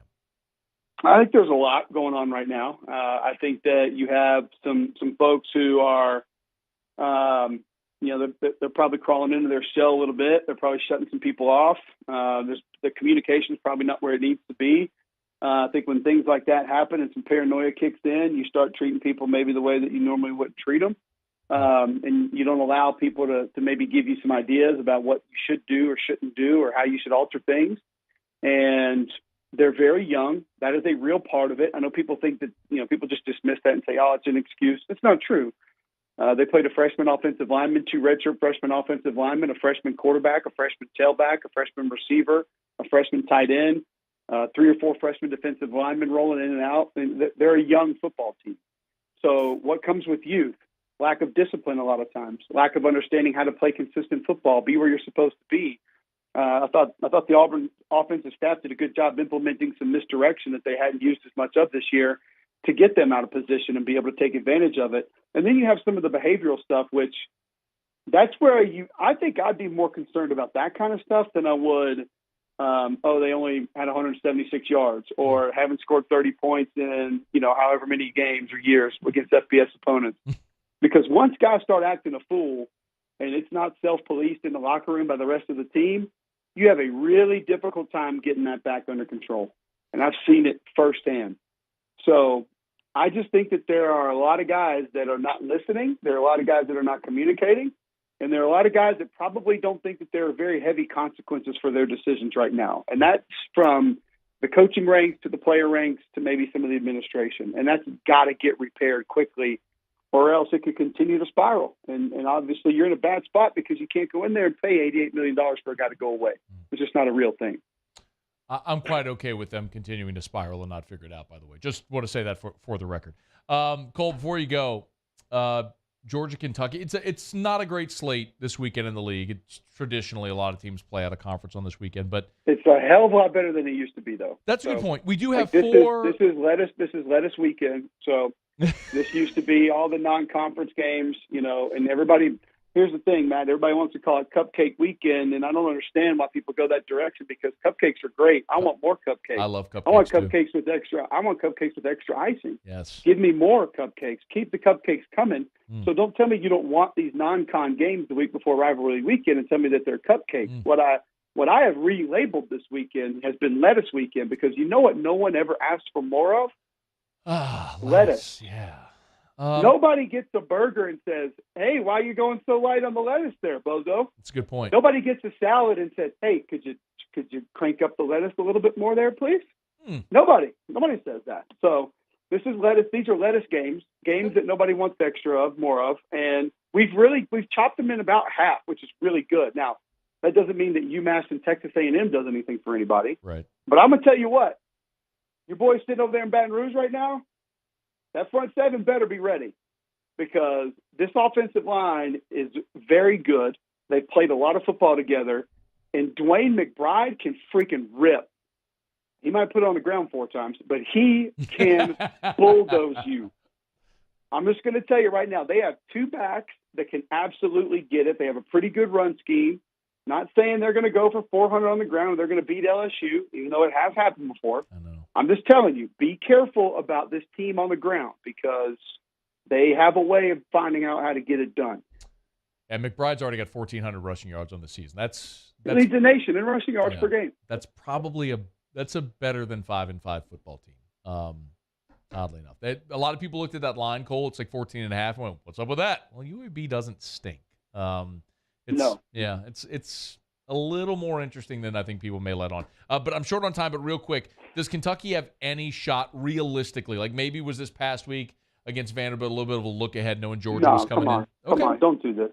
Don't do this. What? Okay. You're the people trying to convince me Mississippi State was going to beat Georgia last week. No, I was not in that. I was not in that boat.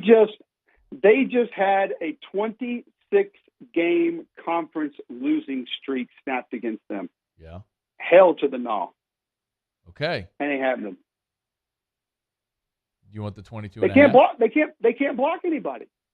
Okay. I don't understand it. Kentucky has been living on great offensive line play for almost a decade, and they can't block anybody this year. That's really weird. Can't do it. That's true. And they put their defense in bad spots. The quarterback, as talented as he is, he's still a little bit inconsistent. Now he's starting to move a little bit too early, which is scary because he gets enough pressure as it is.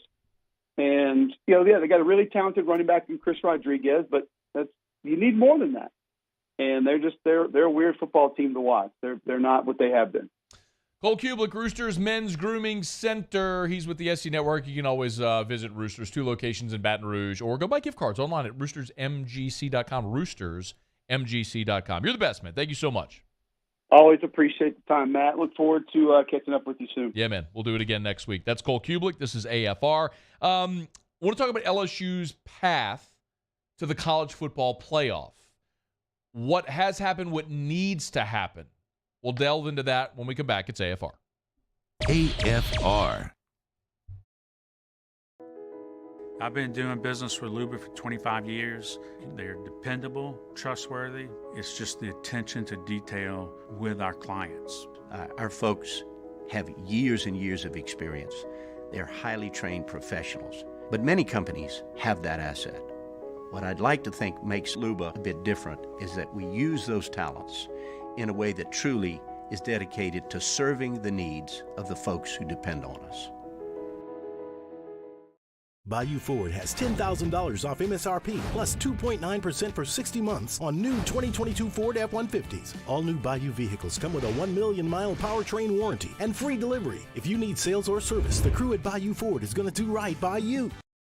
Gulf Coast Bank and Trust is giving our customers the power to bank anywhere, anytime during this challenging event. And we're right there with you. Our mobile banking app is a smart way to manage your money and time. Gulf Coast Bank and Trust, the bank that cares about you.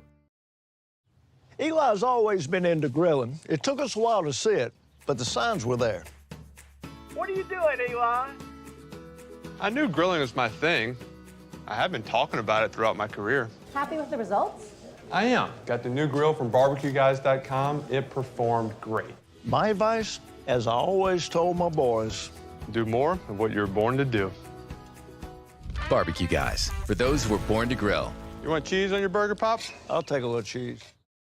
I'm Jay Ducote. I grew up learning how to cook at LSU tailgate parties and right in my own backyard. And I created JD's Louisiana products to bring that Louisiana flavor to you at home for your backyard cookout. JD's Louisiana barbecue sauce, Louisiana molasses mustard, spicy and sweet barbecue rub, and more are available at your local supermarkets or by logging on to jducote.com/shop. Put in promo code CST for 25% off at checkout. Louisiana. It's a place defined by culture, by pride, by passion, by people who do more than love this place. They celebrate it, elevate it, champion it. They are the individuals who embody what makes Louisiana great. The companies that make Louisiana a better place to work and live. The nonprofits leading transformational change in our communities. Champions of Louisiana are all around us, and LWCC is proud to celebrate them because we've always been Louisiana loyal, supporting the workers, the innovators, the change agents of this great place we call home. Who are the champions around you? Together, we can share their stories. Together, we can help our home state thrive. Together, we are Louisiana loyal. Always.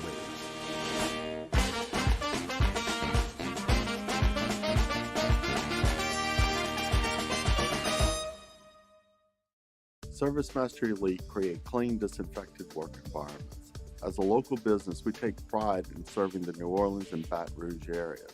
Our cleaning protocols follow CDC and OSHA standards for healthcare settings, offices, senior living, restaurants, and industrial plants. Contact Service Master Elite to get your operation ready for reopening with germ disinfection cleaning. Service Master Elite, the trusted choice in professional cleaning since 1996. Gulf Coast Office Products is a nationally recognized Savin office equipment dealer based right here in Louisiana. Over 100 employees strong, Gulf Coast has the boots on the ground to support all vertical markets from education, engineering, legal, and finance with the latest in office technology from desktop to production.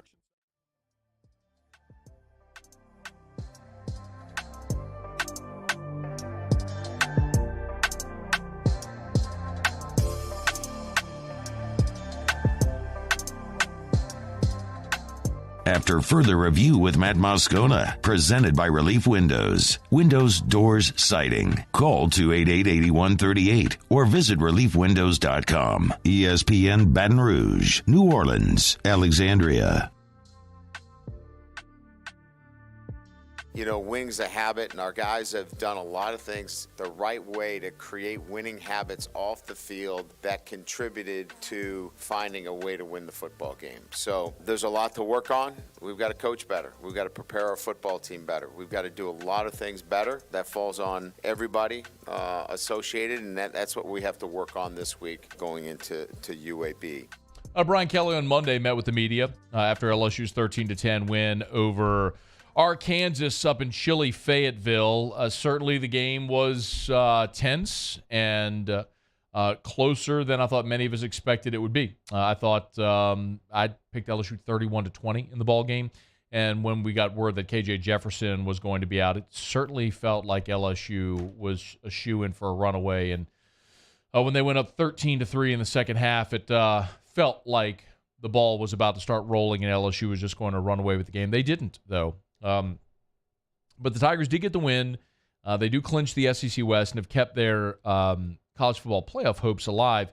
And ESPN has an article up right now where they lay out the path for each team remaining that has a chance at making the college football playoff.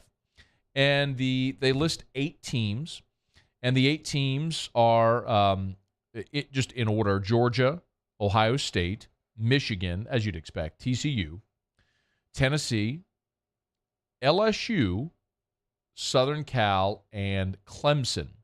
Now, for whatever it's worth, the ESPN playoff predictor does give Clemson does give Utah like about a 4% chance of making the playoffs. So a 2-loss Utah could still win the Pac-12. So I guess an outside chance if there's just utter chaos, maybe, but highly unlikely.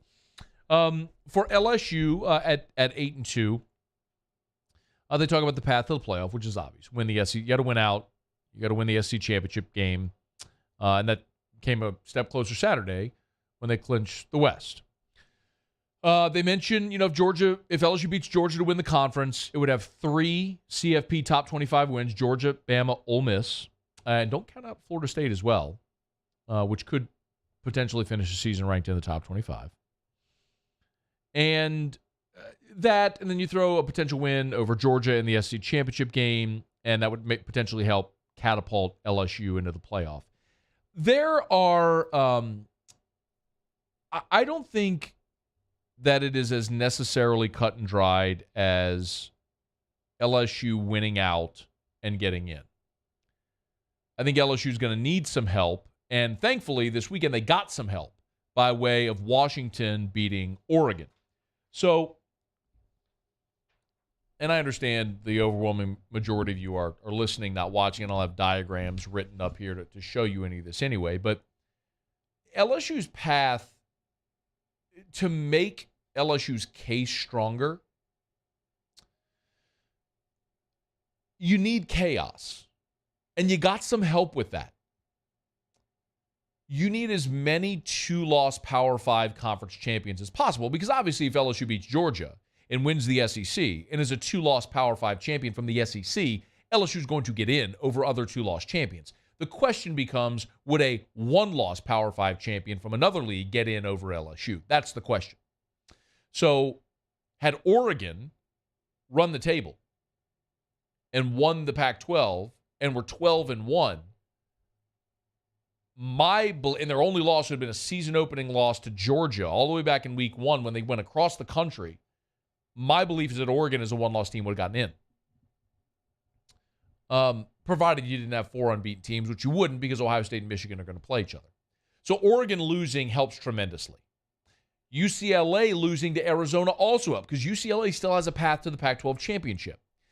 USC is the only remaining 1-loss team in the Pac-12. So you need USC to take another loss. And maybe that loss could come this week against UCLA. They also play Notre Dame next week, and then they'd play potentially the Pac-12 championship game. So if USC takes one more loss and you were guaranteed a 2-loss Pac-12 champion, which LSU would best a 2-loss Pac-12 champion, you would really, really, really, really like to see Clemson lose another game as well. Because a 1-loss Clemson, although its resume is not impressive, because of the name on the marquee and the respect that Clemson has earned, I'm not saying this team has earned it, but that program has earned it, a 1-loss Clemson would likely get in. They have a win over then number 21 Wake Forest, and then number 14 Syracuse, neither of which are ranked any longer. So, man, they have no wins over currently ranked teams. And they play Miami this week, and then South Carolina. Then they'll play North Carolina in the ACC championship game. So Clemson's resume is not strong. If Clemson gets in, it's solely on the back of being Clemson. Now, North Carolina is also a 1-loss team, but nobody's talking about North Carolina. You would love it if you had a 2-loss ACC champion. That would be, or if North Carolina upset Clemson because a 1-loss North Carolina isn't going to get in because they're not going to get the same level of respect that a 1-loss Clemson would.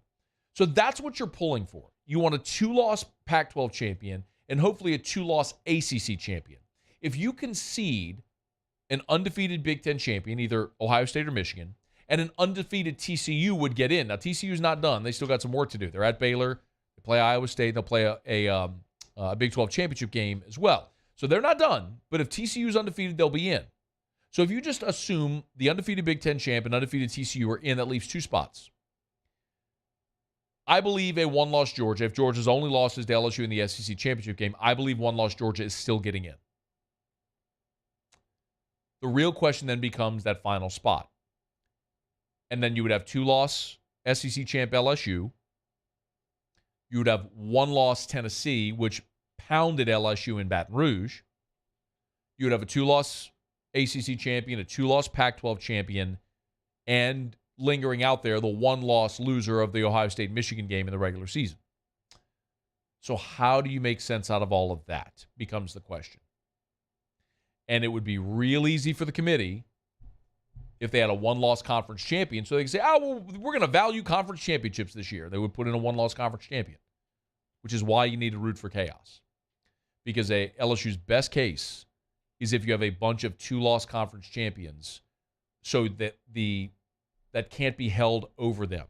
The other scenario that would be terrible for LSU is Tennessee, which is currently ranked 5th. And I believe none of these rankings matter right now for a single lick.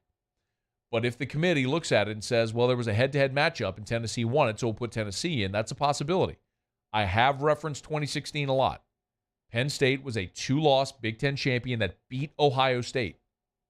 And they put Ohio State in the playoff because they were a one-loss team. Their only loss was to Penn State.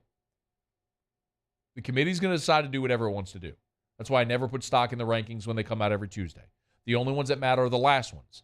In the meantime, what you have to do is pull for and hope for things that are going to make the committee's decision easier for your team. And for LSU, you just need a lot of chaos. You need a lot of two-loss teams because ultimately what they're going to say is, man, LSU beat Alabama and Georgia and Ole Miss, and you played Florida State, another ranked team, and that was one of your losses were to ranked Florida State and ranked Tennessee. LSU would get the edge. They'd get the nod. But the key to that being a reality is you got to clear some space. And so you need a two-loss Pac-12, a two-loss ACC champion. And you would love to see TCU take a loss along the way as well. So we got about a month to go. And we do know is, of course, LSU is going to play Georgia in the SEC championship game on December the 3rd. And we will be there. Already having some meetings, planning all of the shows that'll be out there. So we're looking forward to being in Atlanta and hope to see a lot of y'all there as well for our coverage. All right, we're brought to you by Shaw Bills Tire and Auto Service, ShawBillsTire.com. Bumper-to-bumper auto service, name brand tires at wholesale prices. You know where to find them. ShawBillsTire.com, ShawBillsTire.com. They'll sell you name brand tires at wholesale prices, and they treat you like family. If you got the check engine light on, if your brakes are squeaking, if it's time for that oil change, tire rotation, they can do it all at Shaw Bills. ShawBillsTire.com, ShawBillsTire.com. Name brand tires at wholesale prices, and they treat you like family. They've been doing that for more than 50 years. Shaw Bills, where we keep you rolling. Okay, quick break. We'll wrap up hour number 2 when we come back. You still have Tigers in the pros.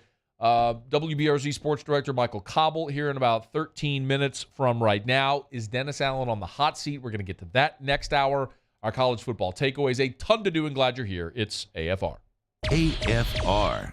AFR is brought to you by Insurance Network of Louisiana, and I love telling you about Insurance Network of Louisiana because I love telling you about how you can save money. Who wants to overpay for insurance? I mean, who wants to pay for insurance to begin with? Nobody. It's something intangible. You don't get anything for it. It's just security. But we have to have it legally, and I understand why we have to have insurance. Because when you need it, you're glad you have it. But man, wouldn't you love to pay a fair price? What if you could pay less than you're currently paying? What if you can get better coverage for less money? That's what Insurance Network of Louisiana does. They independently have relationships with dozens and dozens of the top-rated companies in the world. So it's not like it's cut-rate insurance. It's great insurance from premium carriers, A-rated companies, and Insurance Network of Louisiana shops to find you the best deal. And it's free to have them do that. So call today, 293-0450, 293-0450, or lainsurance.net.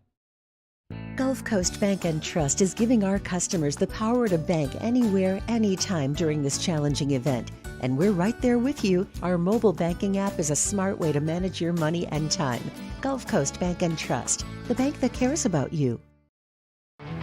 There it is, the extra mile, on the border of expected and extraordinary, for those willing to go further, like vans customized for work or play, with safety and tech to keep you connected.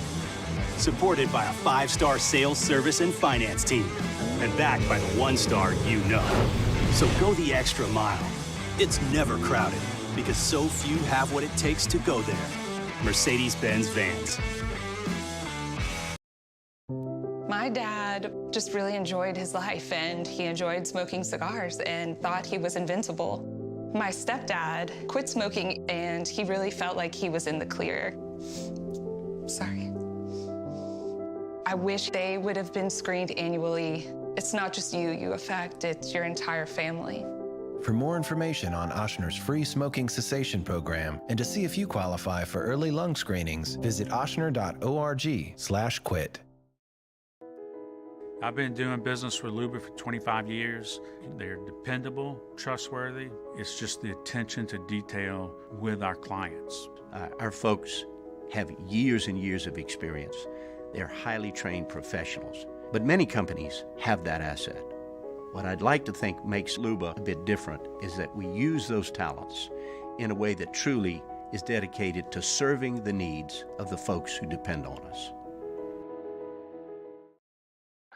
Oh, hey, what's up? It's Big V and Bubba, 100.7 The Tiger Morning Show. We'd love for you to join us every weekday, 4 a.m. till 9 a.m. Yeah, everything you want in a show. Country music.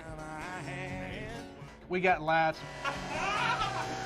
We got celebrity in-studio guests. We just need you. Join us every weekday morning, 4 a.m. to 9 a.m., right where it all started. That's right. Louisiana's country station, 100.7 The Tiger. Want more customers? Running Boards Marketing can help you get their attention. Imagine your brand's message on a giant LED billboard truck that can't be skipped and is nearly impossible to ignore. Running Boards Marketing is the leader in effective and affordable advertising on digital mobile billboards, which are 2 times more effective than traditional billboards. With a 97% recall rate, you'll leave a lasting impression with your customers. Visit us online at runningboardsmarketing.com so we can drive your message to where the people are.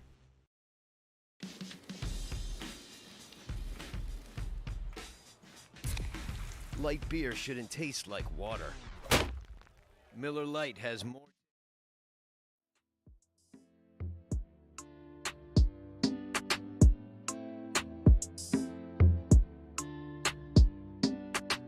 After further review with Matt Moscona, presented by Relief Windows. Windows, doors, siding. Call 288-8138 or visit reliefwindows.com. ESPN Baton Rouge, New Orleans, Alexandria. All right, wrapping up hour number 2. Musso has Tigers in the Pro.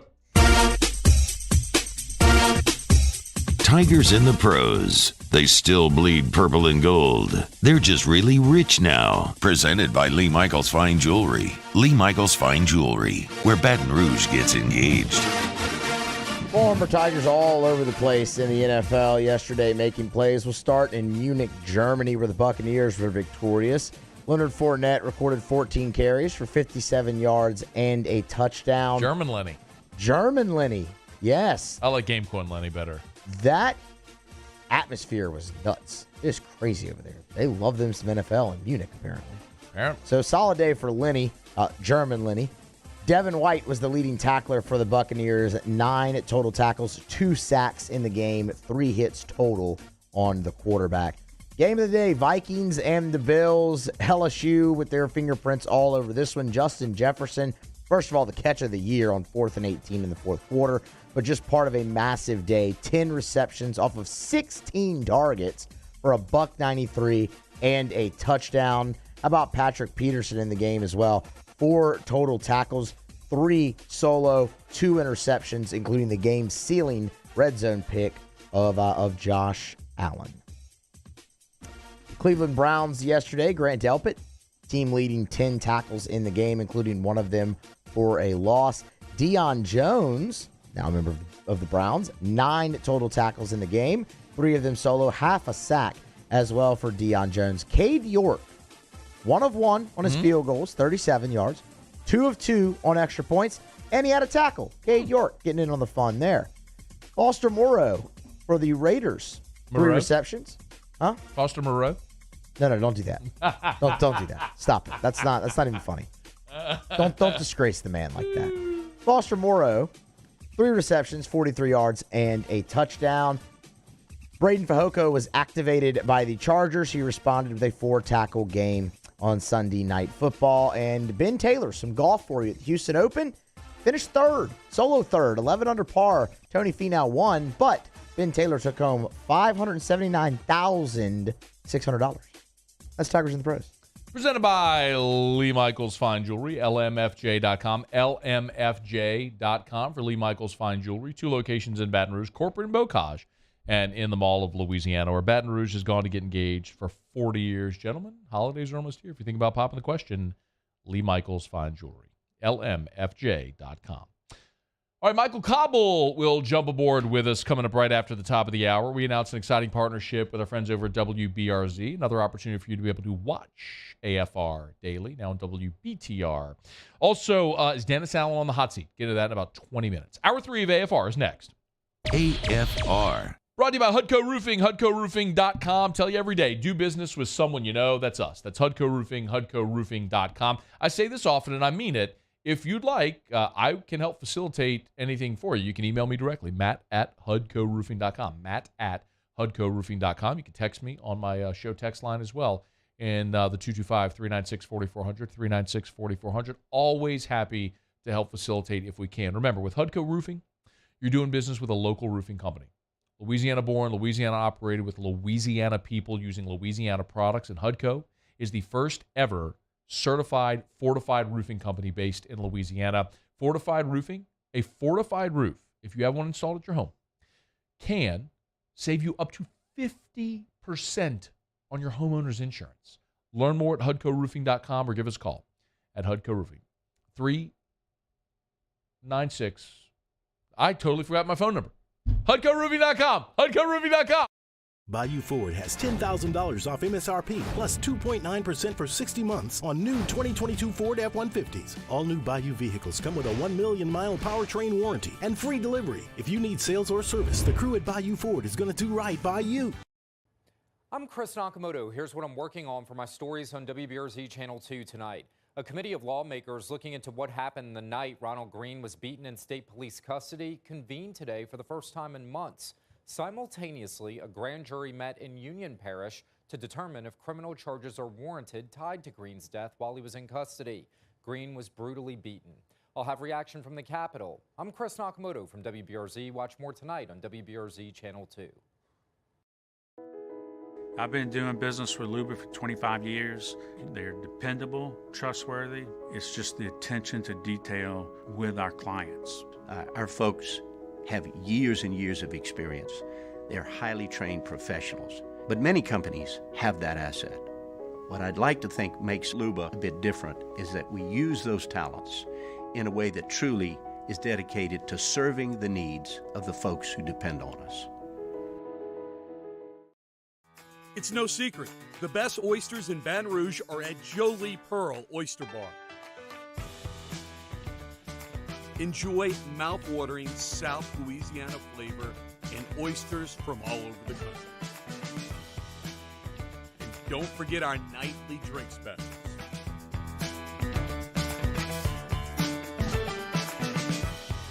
Jolie Pearl Oyster Bar, located in downtown Baton Rouge. Eli's always been into grilling. It took us a while to see it, but the signs were there. What are you doing, Eli? I knew grilling was my thing.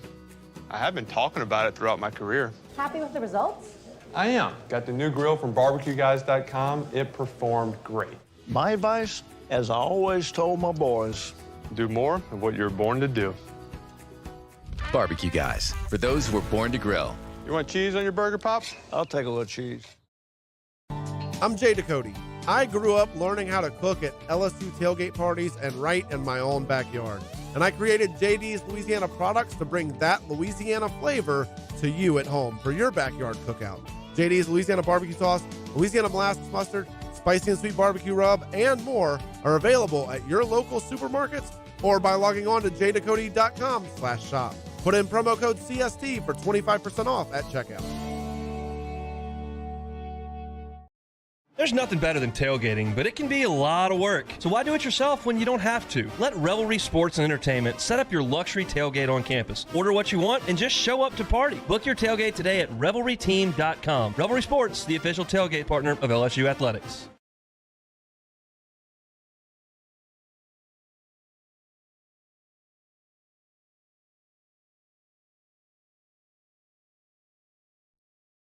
This is Sports Center. I'm Kevin Winter. Week number 10 of the NFL coming to a close tonight. Monday Night Football takes place from the city of brotherly love, Philadelphia. The Eagles putting their perfect 8-0 record on the line. ESPN's Lisa Salters is there and has this report. Jalen Hurts and the Eagles are balling. Hurts has won 11 consecutive regular season starts dating back to last season, and entering the week, he was the only player in the league with at least 10 touchdown passes and 5 rushing TDs. He's got 6 of those. Eagles and Commanders coverage is starting right now on ESPN television with Monday Night Countdown. They'll kick at 8:15 Eastern. Eagles are sitting as 11-point favorites according to Caesar Sportsbook. The Vikings have won 7 consecutive games, all by 1 score. They had an overtime victory at the Bills. Buffalo 6-3. Game back of the Chiefs in the race for the number 1 seed. Half game back of the Miami Dolphins for the top spot of the division. The Green Bay Packers snap a 5-game losing streak. They have a victory over the Dallas Cowboys. Tonight's men's basketball game on the University of Virginia campus against UNI has been canceled in the wake of the tragic shooting last night, which took the lives of 3 current football players and injured 2 other students. ESPN Radio is presented by Progressive Insurance. Progressive offers a great price and round-the-clock protection when bundling home and auto. It's one of those rare times where you could save money and get something great. Bundle today at Progressive.com. Matt Moscona. I'm very important. After further review. Say one more time. After further review with Matt Moscona. And here we go. ESPN Baton Rouge, New Orleans, Alexandria. Live from the Mercedes-Benz of Baton Rouge studios. That's right.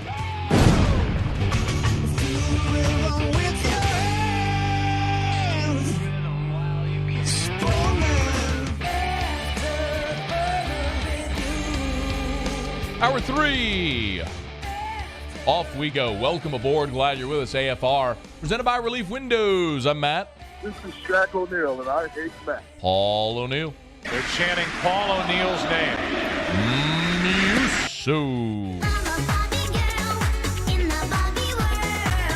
And Mr. Toby Tomplay.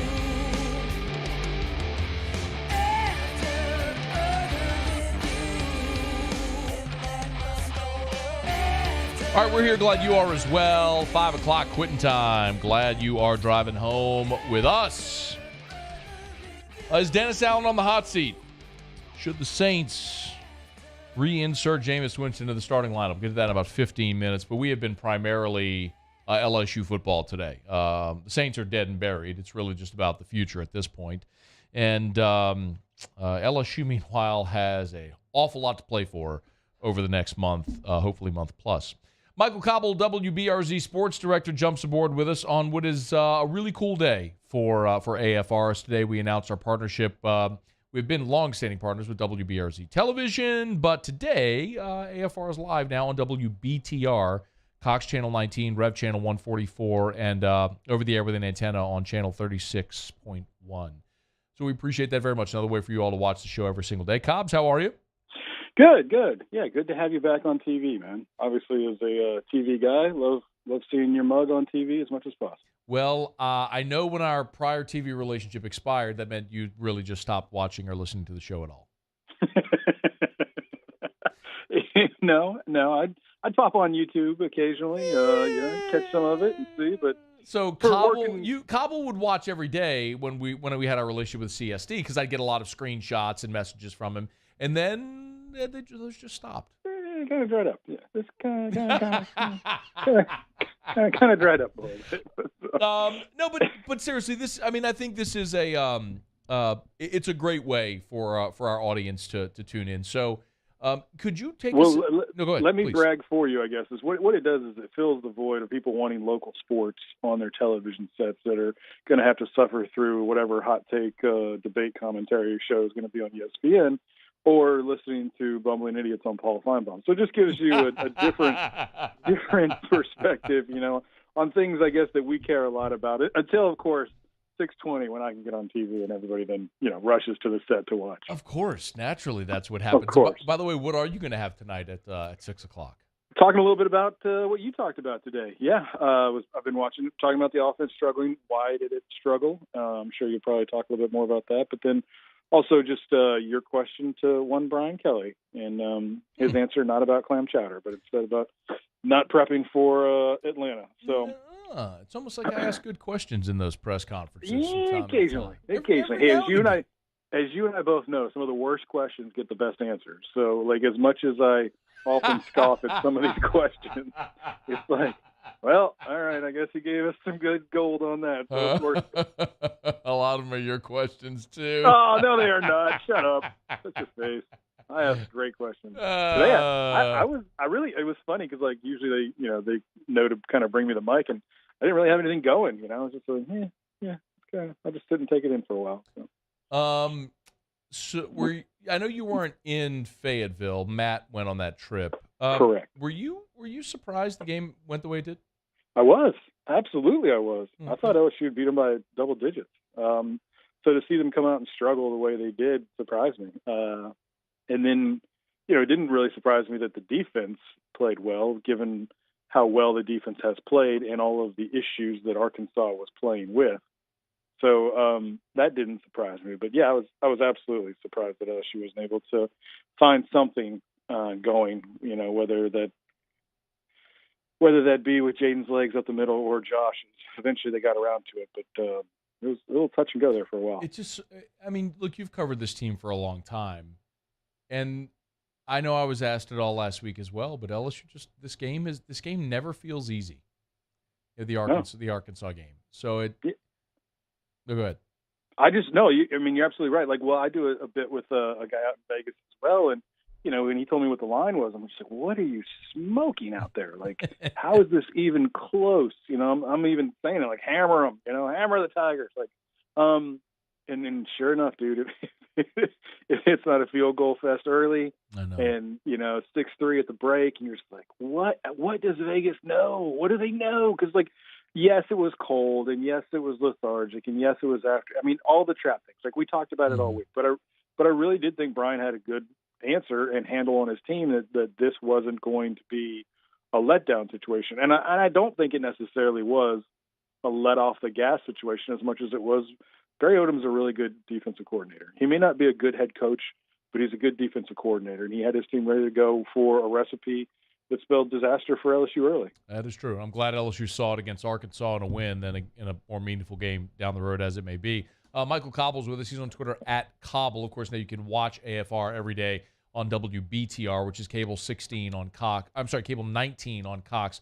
And then I did just get a message about Rev. Are we? It's Rev channel 144. So if you're in Ascension, we should be on Rev channel 144 if you want to check it out there as well. Yeah. And if you're a cord cutter, you can go to 36.1. Bingo. Thank you very. Yeah, that's with the antenna 36.1. You covered Tyron as did I.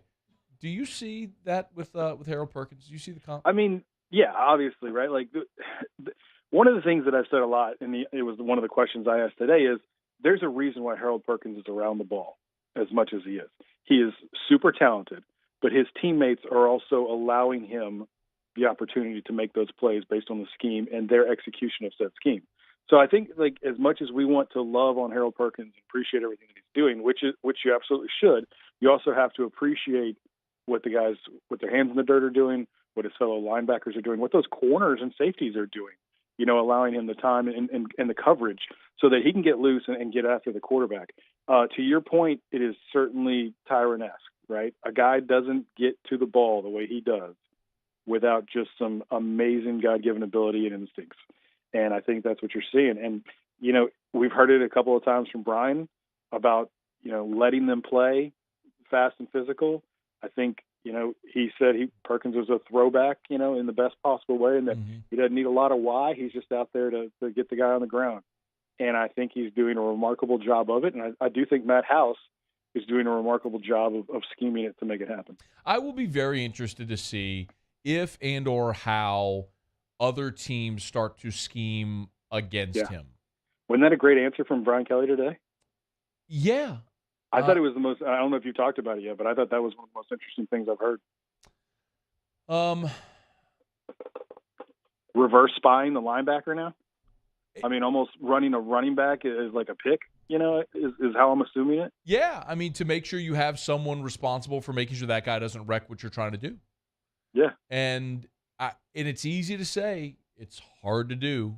So it is going to be fascinating to watch. I just keep going back to the fact, Cauble, Harold Perkins played 8 snaps against Tennessee. 8. Yeah. 8. Yeah.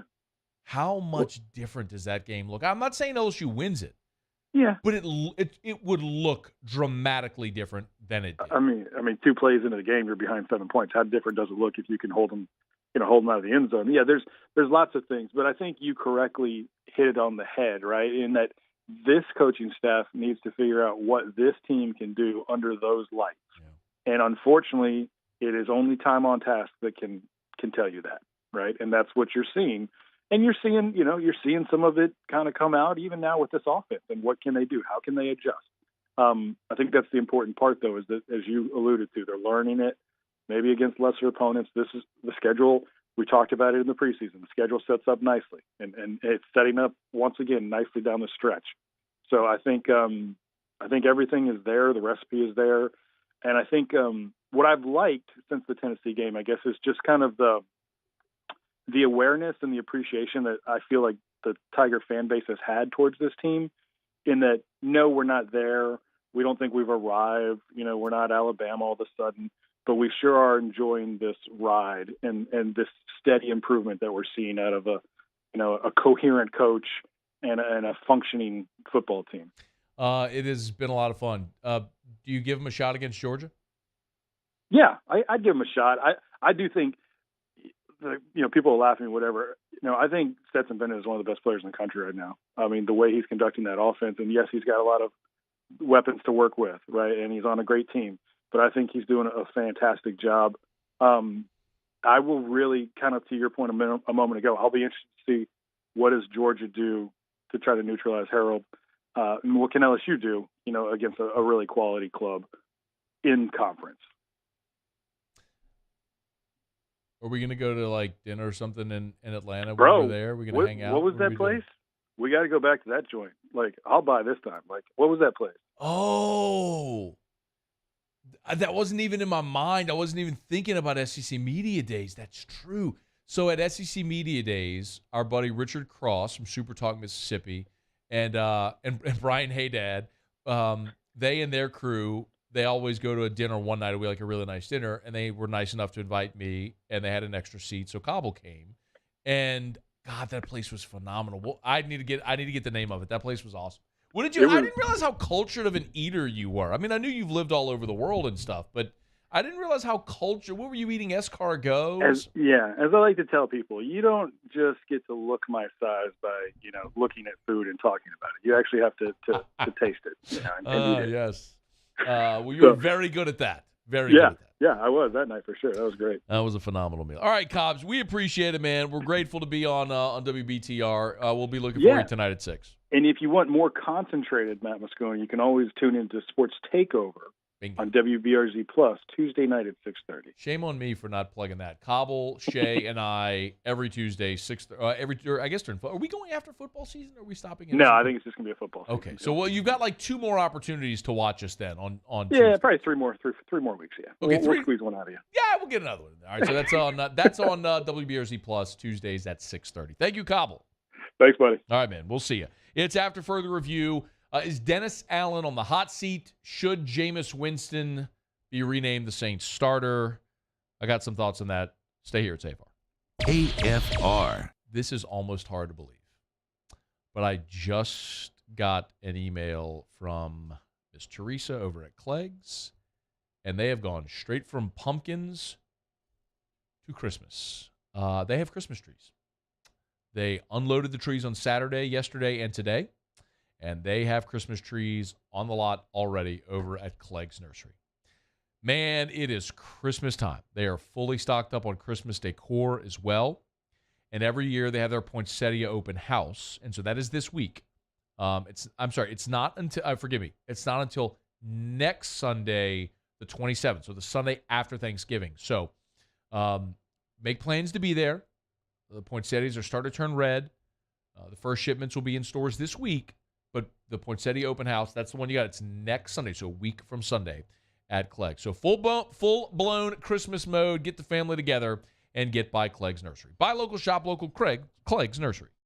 Bayou Chrysler Dodge Jeep Ram has $11,000 off MSRP plus 2.9% for 72 months on all new 2022 Ram Black Widow trucks in stock. All new Bayou vehicles come with a 1 million mile powertrain warranty and free delivery. If you need sales or service, the crew at Bayou is going to do right by you. When I was a boy, I spent my days climbing trees, catching fish. Barefoot in the river I walked, listening to crickets, counting stars. This was home. After my stroke, I wondered if I'd make it back to the people and places I love. But I got the right doctors with Blue Cross coverage. Your card matters. Your home does too.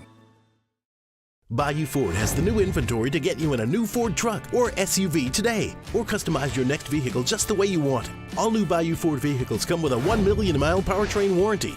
The crew at Bayou Ford is going to do right by you. There it is, the extra mile, on the border of expected and extraordinary, for those willing to go further, like vans customized for work or play, with safety and tech to keep you connected. Supported by a 5-star sales, service, and finance team. And backed by the 1-star you know.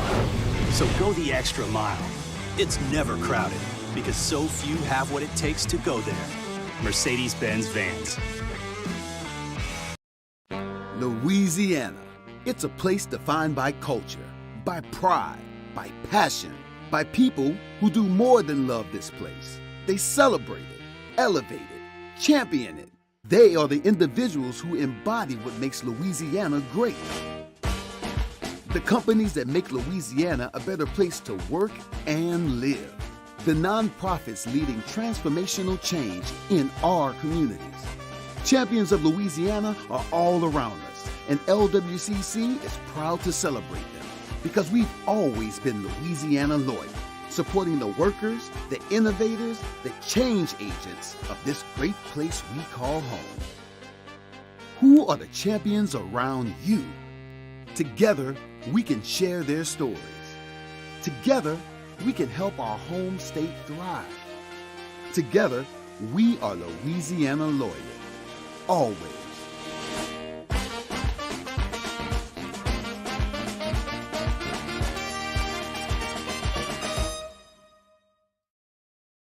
My dad just really enjoyed his life, and he enjoyed smoking cigars and thought he was invincible. My stepdad quit smoking, and he really felt like he was in the clear. Sorry. I wish they would have been screened annually.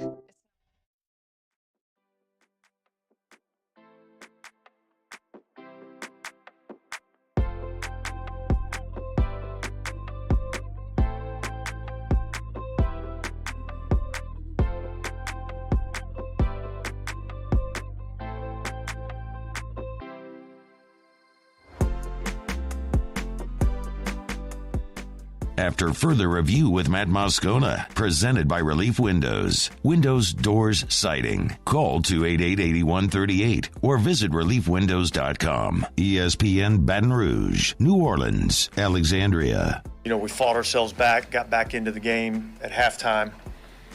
Felt like we were in a good position. And we really just didn't do anything in the second half, so we have to be better. That's Dennis Allen after the Saints lost 20-10 to the Steelers on Sunday. The Saints season, for all intents and purposes, is now over. I don't come at that to just sound overtly negative. There's just a realism that has to surround this team at this point that hasn't been there for quite some time, which is you're 3-7 through 10 games. You have 7 games to go. To even approach 500. to match your record of a year ago, you'd have to go 5-2 in your remaining 7. It's just not realistic to think that this team is going to be able to string together that type of run to be able to win 5 of the next 7, in particular when you have to play at the Niners, at the Bucs in consecutive weeks. You have to play at the Browns, at the Eagles in consecutive weeks, and then you have 3 division games with a bye mixed in as well. Even if you won all 3 of your division games, you'd have to split to do what I just said. To get to 8 and 9, you'd have to split those games against the Niners, Bucs, Browns, and Eagles. That's hard to imagine with this team right now. It's nearly impossible to imagine. So no, they're not going to be a playoff team at this point. It's really about looking ahead for the New Orleans Saints and what is there. Dennis Allen was pretty definitive after the loss to Baltimore, and he was asked about if he was considered making a change, and was pretty definitive that he was going to stick with Andy Dalton, that the offense had played really well. Well, that has not been the case now for consecutive weeks. Your offense has not played well against the Ravens or the Steelers, and Andy Dalton has had a bad habit now of turning the football over. And if your offense isn't moving the ball and your quarterback's turning it over, and we know Andy Dalton is not the future of this organization, I'm going to say again now what I've said all along, is you have to find out if Jameis Winston could be that guy. And listen, a lot of you right now, I'm going to stop you right now, because a lot of you right now are rolling your eyes, and you're saying Jameis stinks, and we know he stinks, and when he plays, he stunk. And I know that's what you're saying right now. I know there's a lot of you that feel that way. And in time, you may be proven right. And I want to be clear about something else. I am not sitting here now, nor have I ever argued that Jameis Winston is definitively the answer or the future. What I have said all along is he could be. There's a scenario that makes sense. Young guy, 28 years old, physically gifted, was in a terrible organization. You put him in a better organization, learning from Drew Brees, coach under Sean Payton, all that stuff. You could salvage Jameis Winston. A lot of that made sense. And a year ago, it was 5-2 until he tore his ACL. And he started this season. He broke his back in week 1. Tip of the cap to Mike Triplett over at NewOrleans.football. Had an exclusive with Jameis Winston that he published on Friday. And Jameis conceded he should not have played week 2 against Tampa. He broke his back. You had a dude running out there with 4 broken vertebrae and a ruptured tendon in his foot. Yeah, it didn't look good. I don't think I would want to stand, let alone play quarterback in the NFL. So maybe the silver lining, if there is one, is that Jameis Winston has now had a month and a half to essentially just kind of chill and heal and get better. So at this point, somebody has to be an adult in the room and recognize that you've got this guy under contract. You do have a potential out for next year, but you've got him under contract next year as well. And you're not going to you don't have a first-round draft pick, so you're really kind of stuck. You know Andy Dalton isn't your future, and you're not going to win anything of significance with him. You need to find out once and for all if Jameis can be the guy. This is the week. If he is healthy enough to play, he's got to play. And you've got to ride with him and have a large enough sample to make a determination if he can be your guy. And if he's not, fine. If he's not, at the end of this year, you can release him after June 1, and you carry a $4 million dead cap number. So you can make that determination after this season. I'm sorry. You'd carry a $2.8 million dead cap number if you released him after June 1. You'd have no cap savings if you released him before June 1st. But my point is, you got to make that determination. And maybe some of that organization have already made it. But in my estimation, they've made it without a full sample. Because when we saw him a year ago, they were a good team and he was improving. And they were winning. And we only got to see him start one game before he got hurt. And with that injury in Atlanta, he led the comeback in the fourth quarter. Now, I'm not sitting here telling you, again, that he is definitively going to be a guy that's going to wow us all. He may go out and revert to Jameis, who turns the ball over, and he may stink. But for once and for all, you have got to make that determination and then move on. And if nothing else, even if internally the Saints have already made that decision on Jameis Winston, and maybe they have, maybe Allen, Loomis, etc., they've all made the decision he's not going to be the guy, and after this year they're going to go another route. And if they made that decision, fine. That's their decision to make, and you live with it, and ultimately they have to live professionally with those results. They're going to be judged by their record and their resume. But even if you've made that decision, you owe it to this team to try something else when the guy you're playing stinks. If the guy you're playing stinks, play somebody else. That's the nature of the NFL. You can make roster moves. You can sign new guys. You can play other guys. You have a practice squad. You got to play the other guy. Otherwise, you lose the entire team. Look at Carolina. They had Darnold and they had Mayfield. And they let these guys go battle it out. And Mayfield won the job, and you know what? He still stunk. And after they fired Matt Rule, what did they do? They played the best guy, which was Walker. Okay, they had a guy that was actually a competent NFL quarterback. Now, he's hurt, but you played the other guy. So, immediately, Jameis needs to play, and he needs to play the rest of the season. So, you have a large enough sample size to say once and for all, here's the result, and here's what we're going to live with moving forward. Now, the other big question is Dennis Allen. And I've been asked this a ton, as you might expect, here over these past few weeks, is Dennis Allen going to be a one and done in New Orleans? And my opinion is you got 7 games at this point because the season's over. Like the season, as far as any type of playoff potential hope, it's over. You're not going to the playoffs. You got 7 games for Dennis Allen to coach for his job. And I don't care if that's fair or unfair, whatever you may think. But this is a guy now who's got 7 games to prove if he can be a competent NFL head coach. Because as of right now, you can only be judged by your record, and he was terrible in Las Vegas or in Oakland with the Raiders. And so far, he has taken a stable, what has been a pillar of stability in the NFL over 15 years, and it's disintegrated in 1 year. And you can even look a year ago at Sean Payton, and I'm going to say this again. You can look at Sean Payton a year ago having a roster that started more players than any team in the history of the NFL in one season because of all the injuries, and went 9-8. Went 9-8 and was a scotch away from the playoffs. I mean, you're watching the Rams-Niners in Week 7 or Week 18 with a chance still to go to the playoffs. With that team, with 4 different quarterbacks. So I hear all this stuff. Man, well, he's had all the injuries and the offensive line and Michael Thomas and Jarvis and Lattimore's. I don't care. It's the NFL. Nobody's crying for you.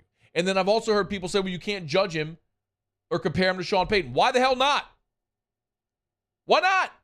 So the Saints just have to concede they'll never be good again, that Sean Payton's as good as it'll ever get? Hell no. Look around the NFL.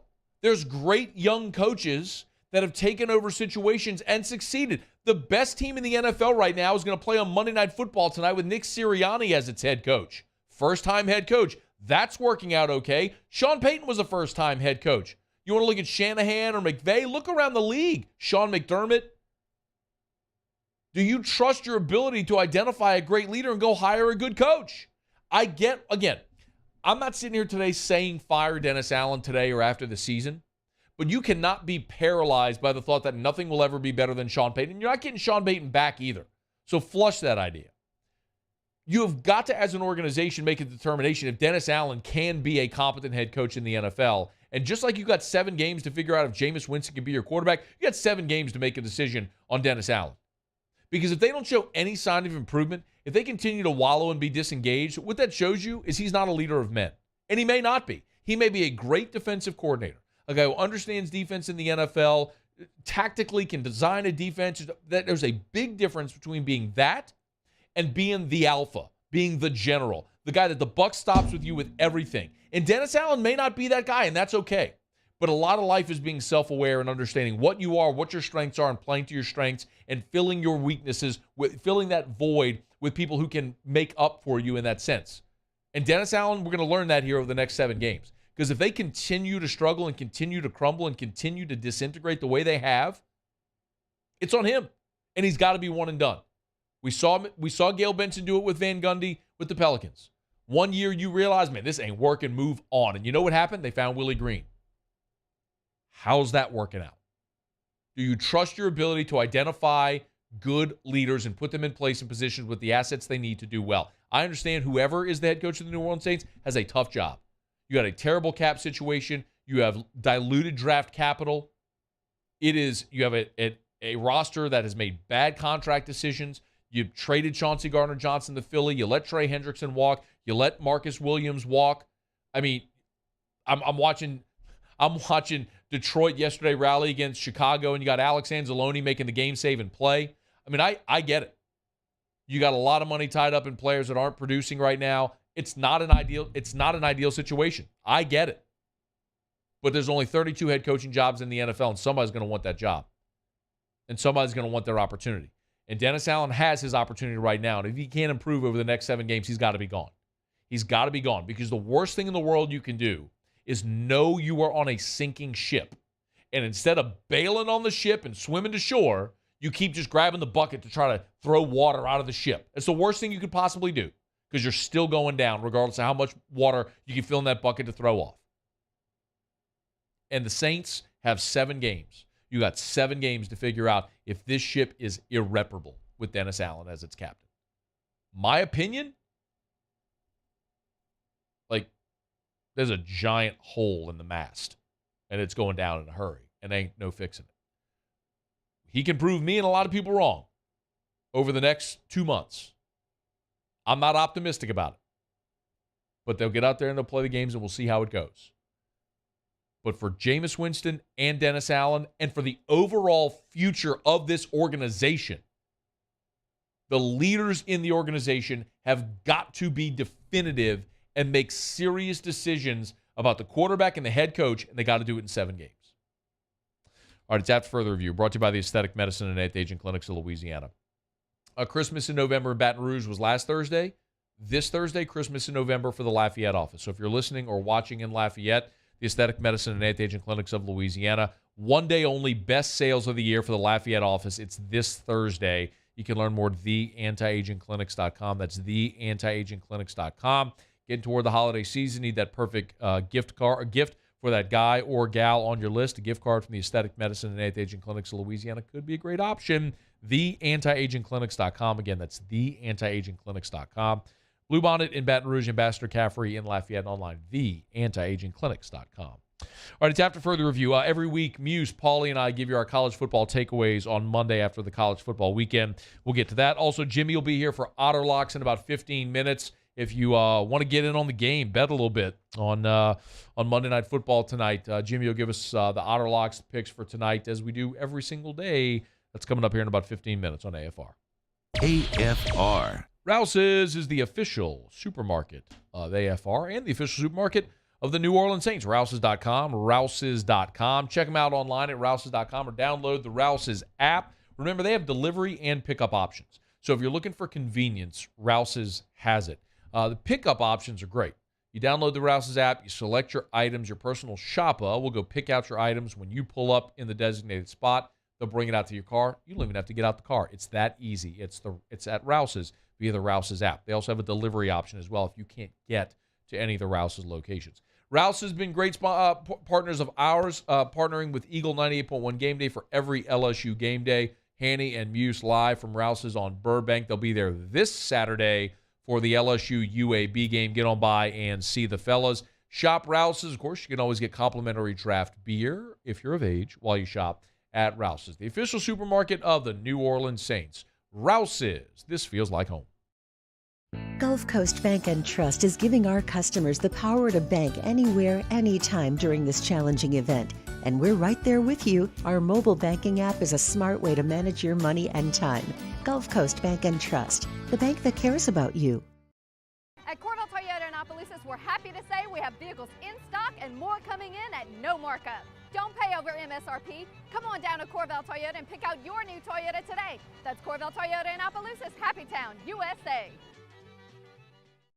ServiceMaster Elite create clean, disinfected work environments. As a local business, we take pride in serving the New Orleans and Baton Rouge areas. Our cleaning protocols follow CDC and OSHA standards for healthcare settings, offices, senior living, restaurants, and industrial plants. Contact Service Master Elite to get your operation ready for reopening with germ disinfection cleaning. Service Master Elite, the trusted choice in professional cleaning since 1996. Gulf Coast Office Products is a nationally recognized Savin office equipment dealer based right here in Louisiana. Over 100 employees strong, Gulf Coast has the boots on the ground to support all vertical markets from education, engineering, legal, and finance. With the latest in office technology, from desktop to production segment units, Gulf Coast and Savin have the perfect fit for you. Call 225-756-2644. That's 756-2644 for Gulf Coast Office Products. I've been doing business with Luba for 25 years. They're dependable, trustworthy. It's just the attention to detail with our clients. Our folks have years and years of experience. They're highly trained professionals, but many companies have that asset. What I'd like to think makes Luba a bit different is that we use those talents in a way that truly is dedicated to serving the needs of the folks who depend on us. Oh, hey, what's up? It's Big D and Bubba, 100.7 The Tiger Morning Show. We'd love for you to join us every weekday, 4 a.m. till 9 a.m. Yeah, everything you want in a show. Country music. We got laughs. We got celebrity in-studio guests. We just need you. Join us every weekday morning, 4 a.m. to 9 a.m., right where it all started. That's right. Louisiana's country station, 100.7 The Tiger. Want more customers? Running Boards Marketing can help you get their attention. Imagine your brand's message on a giant LED billboard truck that can't be skipped and is nearly impossible to ignore. Running Boards Marketing is the leader in effective and affordable advertising on digital mobile billboards, which are 2 times more effective than traditional billboards. With a 97% recall rate, you'll leave a lasting impression with your customers. Visit us online at runningboardsmarketing.com.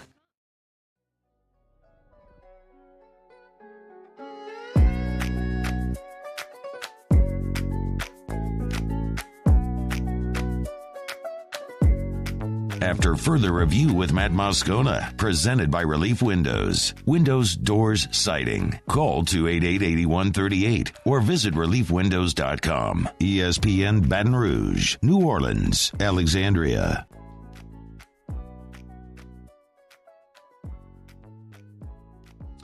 When Cauble was with us earlier this hour, if you weren't here, he referenced this. Brian Kelly, when he met with the media, was asked about about Harold Perkins, and Cauble asked the question, and it was really a sort of a hat tip to everybody else on the defense that's opening things up for Harold Perkins. But in the answer, Kelly also mentioned them anticipating how teams will start to adjust to Harold Perkins. Give a listen. Yeah, I mean, obviously a lot of this has to do with the ability to flush him out. And, that's, BJ and Ali Gay and certainly, J. Roy probably had his best game of the year. I mean, there's a lot of guys that go into this, right? Mike Baskerville, I could go on and on with that front. Savion was outstanding. He played with speed and agility. That group up front, Mekhi Wingo, we've talked about all year, they make a lot of that happen because they flush that quarterback. And then, you got a guy like that can just chase him down.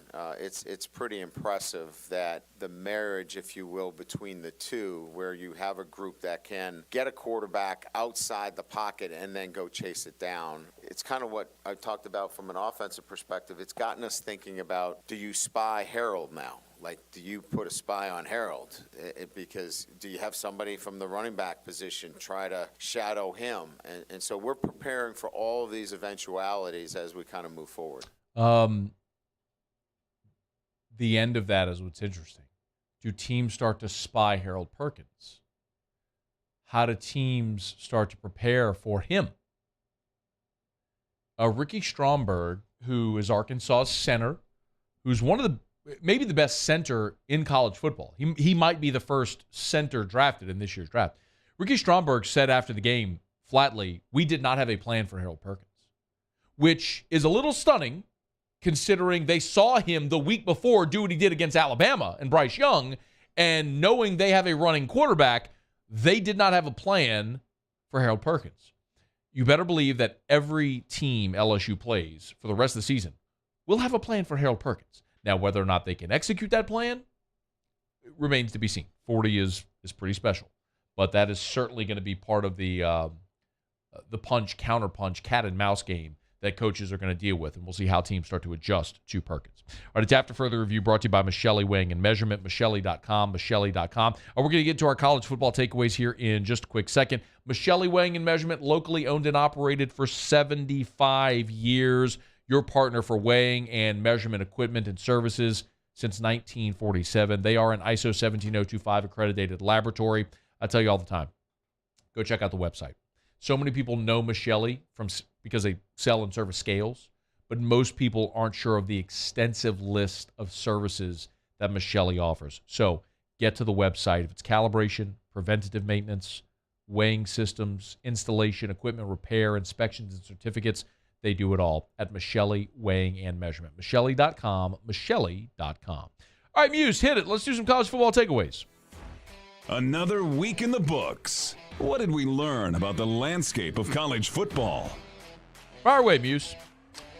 The Pac-12, their college football playoff hopes are now on life support. Oregon gets their second loss at the hands of Washington, and the really surprising one, Arizona goes into the Rose Bowl and knocks off one-loss UCLA by a touchdown in that one. USC, your last hope, but is a win over a two-loss team in the Pac-12 championship enough to put one-loss USC in? I think that's going to be very interesting to watch. If they remain one-loss USC. Paulie. The Big Ten West is a mess. So the Big Ten West... So what else is new? Nothing. They stink. Illinois looked to take a dominant lead a couple weeks ago, but they followed up a disastrous loss from Michigan State with another one against Purdue. So Illinois, Purdue, Minnesota, and Iowa have a four-way tie with a 4-3 record for the Big Ten West. My takeaways are about teams that we've completely forgotten about that stink now. You checked on Oklahoma lately? Yeah. Year one under Brent Venables? They're 5-5. They're 2-5 in the Big 12 and lost at West Virginia 23-20. Not every lieutenant is made to be a general. You don't just beat Vanderbilt 27 straight times in the SEC. You just don't do it, Matt. It's not an easy feat. You don't do that. The Vanderbilt Commodores, Clark Lee, soon to be the best program in college football. No. They get off the schneid, beat Kentucky 24-21. What do they have? Do they have a chant? Go Doors, VU. Anchor down. Anchor down. Anchor down. Anchor down. Anchor down, Vandy. Anchor down. UConn's going bowling. Yes, they are. So they beat Liberty on Saturday, getting their 6th win of the season, making America's worst college football team bowl eligible. From 2016 to 2021, UConn went 10-50. And half of those games were against FCS opponents. All right, hit it, Muse. We got to go. Anybody checked in on Virginia Tech? Or do you think they wish they had Hendon Hooker still? How about that? God, I forgot about does that hit a little differently? Yeah. Hendon Hooker was a Virginia Tech quarterback. Yeah. Brent Pry, not going super hot. Virginia Tech just lost its 7th consecutive game. Virginia Tech 2-8 on the season. Not good. They should also stop scheduling Old Dominion. UCF now in control of the They got American... 2 wins after that. They beat BC and Wofford and then lost 7 in a row. A really good win for UCF. They're controlled the group of 5 now to be the representative of the New Year's 6. Gus Malzahn's done a great job there. Curious to see if they can hang on to him or if he ends up with another Power 5 job. The Gus Bus with a chance for a 10-win season in Orlando. Jimbo's hot seat. Hotter than hot. How hot will it get? Can it get any hotter? Oh, yeah, it can get hotter. Like lose to UMass and LSU. It can get hotter. Oh.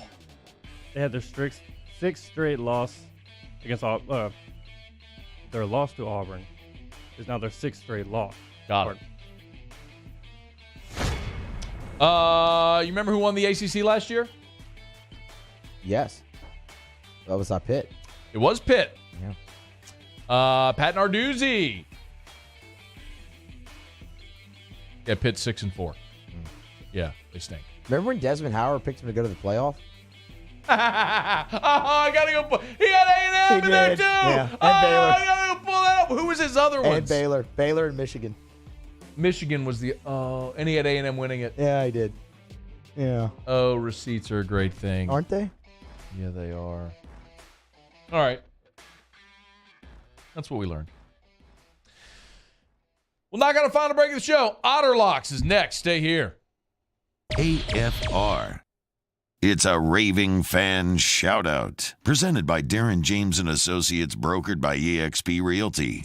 If you are buying or selling a home, call Darren James. No realtor sells more homes in our area, in our state, than Darren James. 335-7666, 335-7666, or agent225.com. I always love sharing great reviews from Rate My Agent. Another 5-star review. This said, response time is impeccable. It's my second listing with Darren. This has been our second listing with Darren James. His response time is impeccable. Just what you need when selling a home. His team goes above and beyond to keep you informed during the entire process. Here is wishing him and his team nothing but future success and blessings. That's from the Williams family. If you want to have that kind of experience with your realtor, you know what to do. Call Darren James and get your home sold. Agent225.com. Think real estate, think Darren James. There it is, the extra mile, on the border of expected and extraordinary, for those willing to go further, like vans customized for work or play, with safety and tech to keep you connected, supported by a 5-star sales, service, and finance team, and backed by the 1-star you know. So go the extra mile. It's never crowded, because so few have what it takes to go there. Mercedes-Benz Vans. Enter now for a chance to win a catch and cook fishing experience from the Louisiana Charter Boat Association with me, Chef Jay Ducote, winner of Beat Bobby Flay. Register now at gocatch.com. That's GEAUX catch.com. I am Juliette, daughter of Marguerite, granddaughter of Gabriel Piera. I come from a line of strong women who knew struggle and success too. Still, I was scared by my breast cancer diagnosis, but I had Blue Cross coverage, which meant I got care from top doctors. I'm strong like my mother and her mother before her. The right card, the right care. It's no secret.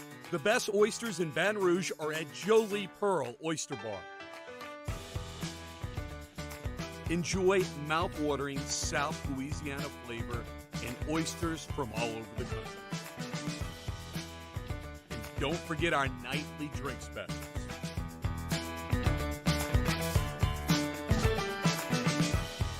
Jolie Pearl Oyster Bar, located in downtown Baton Rouge. I've been doing business with Luba for 25 years. They're dependable, trustworthy. It's just the attention to detail with our clients. Our folks have years and years of experience. They're highly trained professionals. But many companies have that asset. What I'd like to think makes Luba a bit different is that we use those talents in a way that truly is dedicated to serving the needs of the folks who depend on us. My dad just really enjoyed his life, and he enjoyed smoking cigars and thought he was invincible. My stepdad quit smoking, and he really felt like he was in the clear. Sorry. I wish they would have been screened annually. It's not just you affect, it's your entire family. For more information on Ochsner's free smoking cessation program and to see if you qualify for early lung screenings, visit ochsner.org/quit. All right, let's say ah. Where'd my spotlight go? Super weird.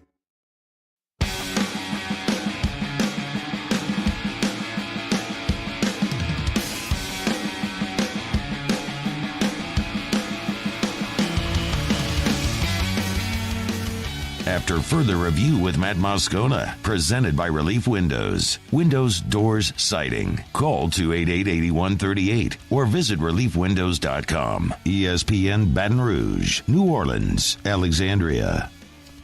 Down the stretch, we come final segment here on a Monday edition of AFR, presented by Relief Windows. One thing left to do. Let's find out what we're betting on tonight. It's time for Otter Locks. Otter Locks, presented by Lofton Staffing Services. At Lofton, we put people to work. Call us today at 924-0200 or go to lofton.jobs. So we turn to the one and only, the incomparable and often incomprehensible, the Oddfather himself, Jimmy Ott. Otter, how are you? Doing great, man. Over here at Spoken Hub on Government Street. Very nice, very nice. Me, Hanny, and Max, and getting ready to, break down the weekend, man. We finished off on Thursday with our little teaser. Remember our little teaser? Yeah. So Carolina, Denver hit. Memphis won easy. And then I was having a great, my 5-pack went 4-1 on college. And then I'm just cruising along about 2:25 p.m. yesterday. Double-digit leads yesterday. Chicago. The Bills. I mean, the Broncos. The Cowboys at 3. Cowboys, yeah. I did salvage the Chargers because San Francisco didn't punch it in when we have a 4-and-out at our own 8-yard line. That was incredible. I mean, I was right along with you. I listen to Magnolia Bluff Football Sunday, and I play all the bets, and what felt like rocking chair covers in Chicago. What was Chicago? The Bills, they're up 27-10. And you're like, rocking chair covers left and right. And they all freaking lose outright. It was unbelievable to watch that. And nobody cares. Everybody's got their own awful gambling stories. But yesterday was like a whole bunch of swift kicks to the gonads, salvaged, thankfully, by the fact that I loaded up on the Steelers. And yes, we got the Chargers last night. That was a double pick by Paul Nolan and Andy Isco on the show yesterday. And, I mean, it was, pick six, missed extra point here. Oh, well, Dallas was 195-0. We leading by 2 touchdowns in the fourth quarter till yesterday. And maybe the greatest catch ever with, Jefferson in the Vikes there. So it was, when, and that's what we're going to discuss tonight, when to hedge, when not to hedge. And there were all of those. When you got a comfortable lead, the one that I did of the 4, I did last night because I saw the Chargers, typical, should have been up more than they were. And I'm like, I'm going to take San Francisco plus 1.5 and try middle. Fortunately enough, it did. But the one that I did was Denver. Denver was up 200 yards to 50, and here comes Tennessee right at the end of the first half, and I got plus 6.5 on Tennessee in that game. So when to hedge and when not to hedge, because, sometimes I'm sorry. On second thought, I'm not hedging with Dallas. I'm not hedging against Detroit. So, I live with that and got firm. All right, tonight. Yeah, what we got? Divisional flip-flop, okay? This is a much better team than what they were playing earlier. I think they've already declared that they get a local holiday in the D.C. area on the day that Daniel Snyder said that he's going to sell the team. So listen, you saw the Minnesota team. They keep winning. Minnesota, Washington had them beat. They're playing better. They're running the ball better. I think the team has responded better to Taylor Heineke than with Carson Wentz, and the defense is definitely playing a lot better. I like Washington tonight, plus all those points at home against Philadelphia. All right. Anything in the association, or are we just rolling with the NFL? No. Just the NFL today. All right. What's that? Lincoln? Yeah. What's it? Oh, I said at home. No, they're not at home. They got smoked at home for week 2. Did I say at home? I'm sorry. All those swift kicks and the onion.